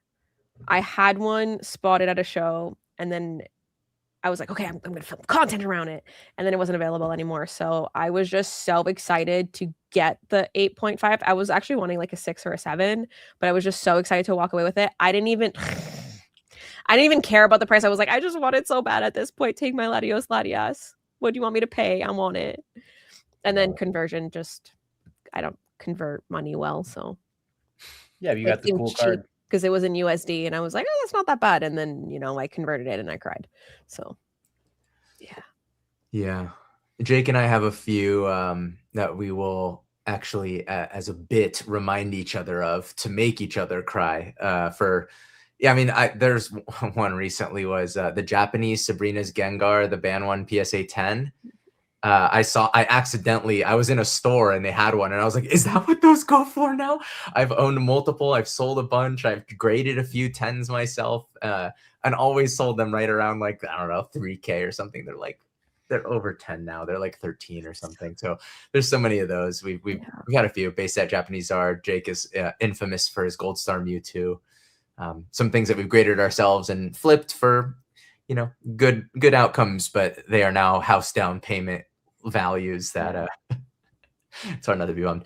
Yeah, I think Poke Vibes, my answer to this, aside from all the stuff about this stuff is cool, is that I am personally, compared to maybe 2 months ago, doing less super speculative, aggressive buying over market on mid-range price stuff from this segment of the market, because it did kind of cool off, I felt like, around the end of March and early April. It does look like it's picking back up again, but maybe with a little bit more focus than what Jake was talking about, where just absolutely everything, bad copies of 10s, old certs, like Mons that nobody particularly loves on a wide scale, that those are just blowing up, 10x from their previous holds. I think we're coming down from that high a little bit, but I still continue to be optimistic about the medium-term value of the rare, desirable stuff.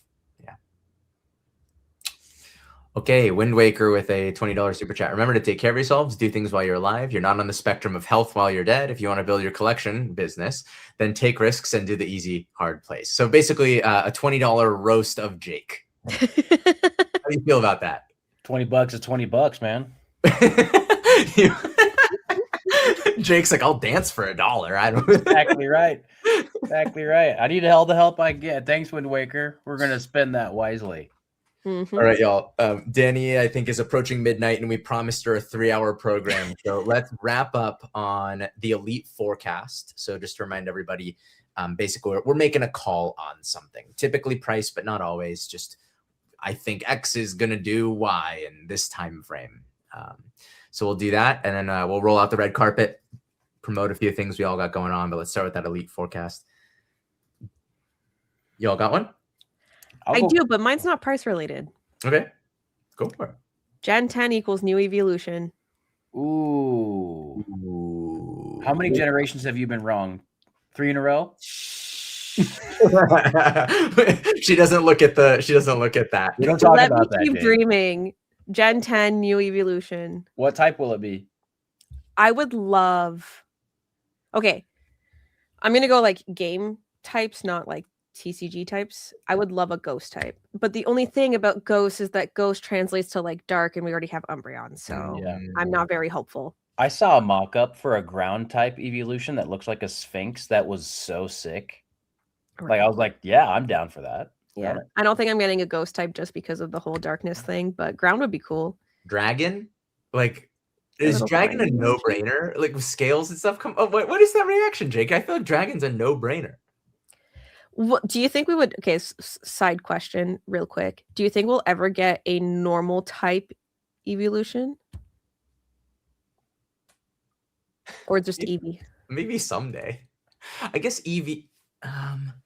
What would it look like? Like a Wigglytuff on all fours? No, it would just be Lopunny. Actually, though, Kind you might be onto something there. Yeah. Yeah. Dragon or Steel. Steel would be cool. Have like a mace as a tail, like a kind of like a what's his name? Tauros. Nice. Okay, here's my call. I'm going for this calendar year, the year of 2026. We will see Ascended Heroes ETBs hit $250 secondary market price. And about 180 right now, yeah? Yeah. USD. Yeah. USD. Yes, USD. Yeah, people are already paying that CAD right now. Yeah. CAD. Like, oh yeah, it happened at the store yesterday. It's like 1.4x, I think, for CAD. So It's so bad. that would be something like 360. Quick math. Oh, Mine's really similar, Jake. Ascended Heroes booster packs to $20 this year. Mm. So I think we're actually lockstepping. I mean, that almost tracks exact. We basically just made the same call. Yeah. I mean, it's a good one. Not gonna lie. You're probably both right. Yeah, Ricky's known for making really lukewarm takes here. Okay, how is my take lukewarm and yours isn't lukewarm? It's the same take. I said it first and with more authority.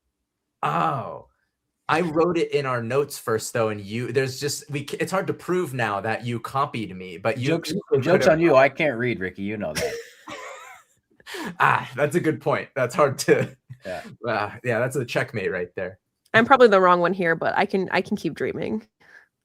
No, I think you have a good chance. I mean, Pokemon of all IPs can do that throwback nostalgia thing. They're down for that. When you write them the note about not making shiny Pokemons, write them a note that Dani would like another evolution. Okay, I'll put that down. Anything else you want me to send them? Just a few other things. Don't worry, I'll send you notes. Okay, that's perfect. Yeah, you just DM me after. Okay, we're at 3 hours and 50 seconds. So I think we call it a night there. Let's roll out the red carpet and maybe Dani, start with you. Anything you got coming up that you want to promote? Any videos, shows, events at your shop that you want to? Yeah, just one that I know that, I mean, all of us are probably going to be there, but Card Party, if you guys are at Card Party San Diego, I will be going. I'm really excited. I've never been to San Diego. Actually, no, I've never been to San Diego before, so I'm really excited. So that's the next big event I'm doing. Apart from that, another small thing that I'm doing soon, which is going to be really fun, is next Friday. I was able to get some crown packs, so I'm going to be auctioning off some crown packs and crown singles over on Whatnot. And I love crown. The hit rates. If Ascended was crown, we'd be rolling. Yeah, I would have ripped many packs by now. Yeah, same. So if I know that's kind of like harder to come by crown nowadays, at least here in Canada. So if that's something that's your jam and you want a possibility of getting a pack, I'm doing that next Friday. Love it. Yeah. Jake, you and I got some stuff coming up too. I'm going to be at Phoenix Collecticon next week with, I'm going to be vending alongside Swan's Emporium. And then the week after that, Jake, you and I are sharing a sort of table space at Card Party San Diego. So Dani, you got to come by and Jake can cook you and I can make you a fair deal on something. Perfect. That's crazy. No one cooks vendors better than Ricky. He's the king of this. Yeah. So this weekend, I have a show actually out in Arkansas. We're going all the way to the south for a show called Collecta Conway in Conway, Arkansas. I'm really excited. Never been down there for a show, and it's there's one of my favorite. I haven't been there, but like I follow the creator. There's a vintage video game store down there that I'm really excited to go to from someone who I've been following on YouTube for many years, an inspiration from a resale standpoint, Retro Rick. I don't know if you know who that is, Dani. So I'm excited to go to Arkansas. $20. Say it again. That's where you're going to be spending that $20 from Wind Waker here. It might be more than 20, unfortunately. So, yeah, we'll be in Arkansas, and then we're going to be in Phoenix, and then we're going to be in San Diego, and then we'll be staying in SoCal, hanging out for the next weekend, the West Coast card show. So we're on that grind, a whole nother month of straight card shows. And other than that, catch us on Tuesdays for our stream. Last night, like I'm saying, we pulled that Sunbreon out of a prismatic pack. So that's the kind of stuff that can happen. Love it. All right, guys, that's all we got. Thank you so much again, Dani, for all your time. thank Appreciate all of you. you for tuning in. And if you didn't catch all of this stream, obviously the VOD will be posted live to the channel. Until 2 weeks from now, have a great evening. Bye. Bye-bye.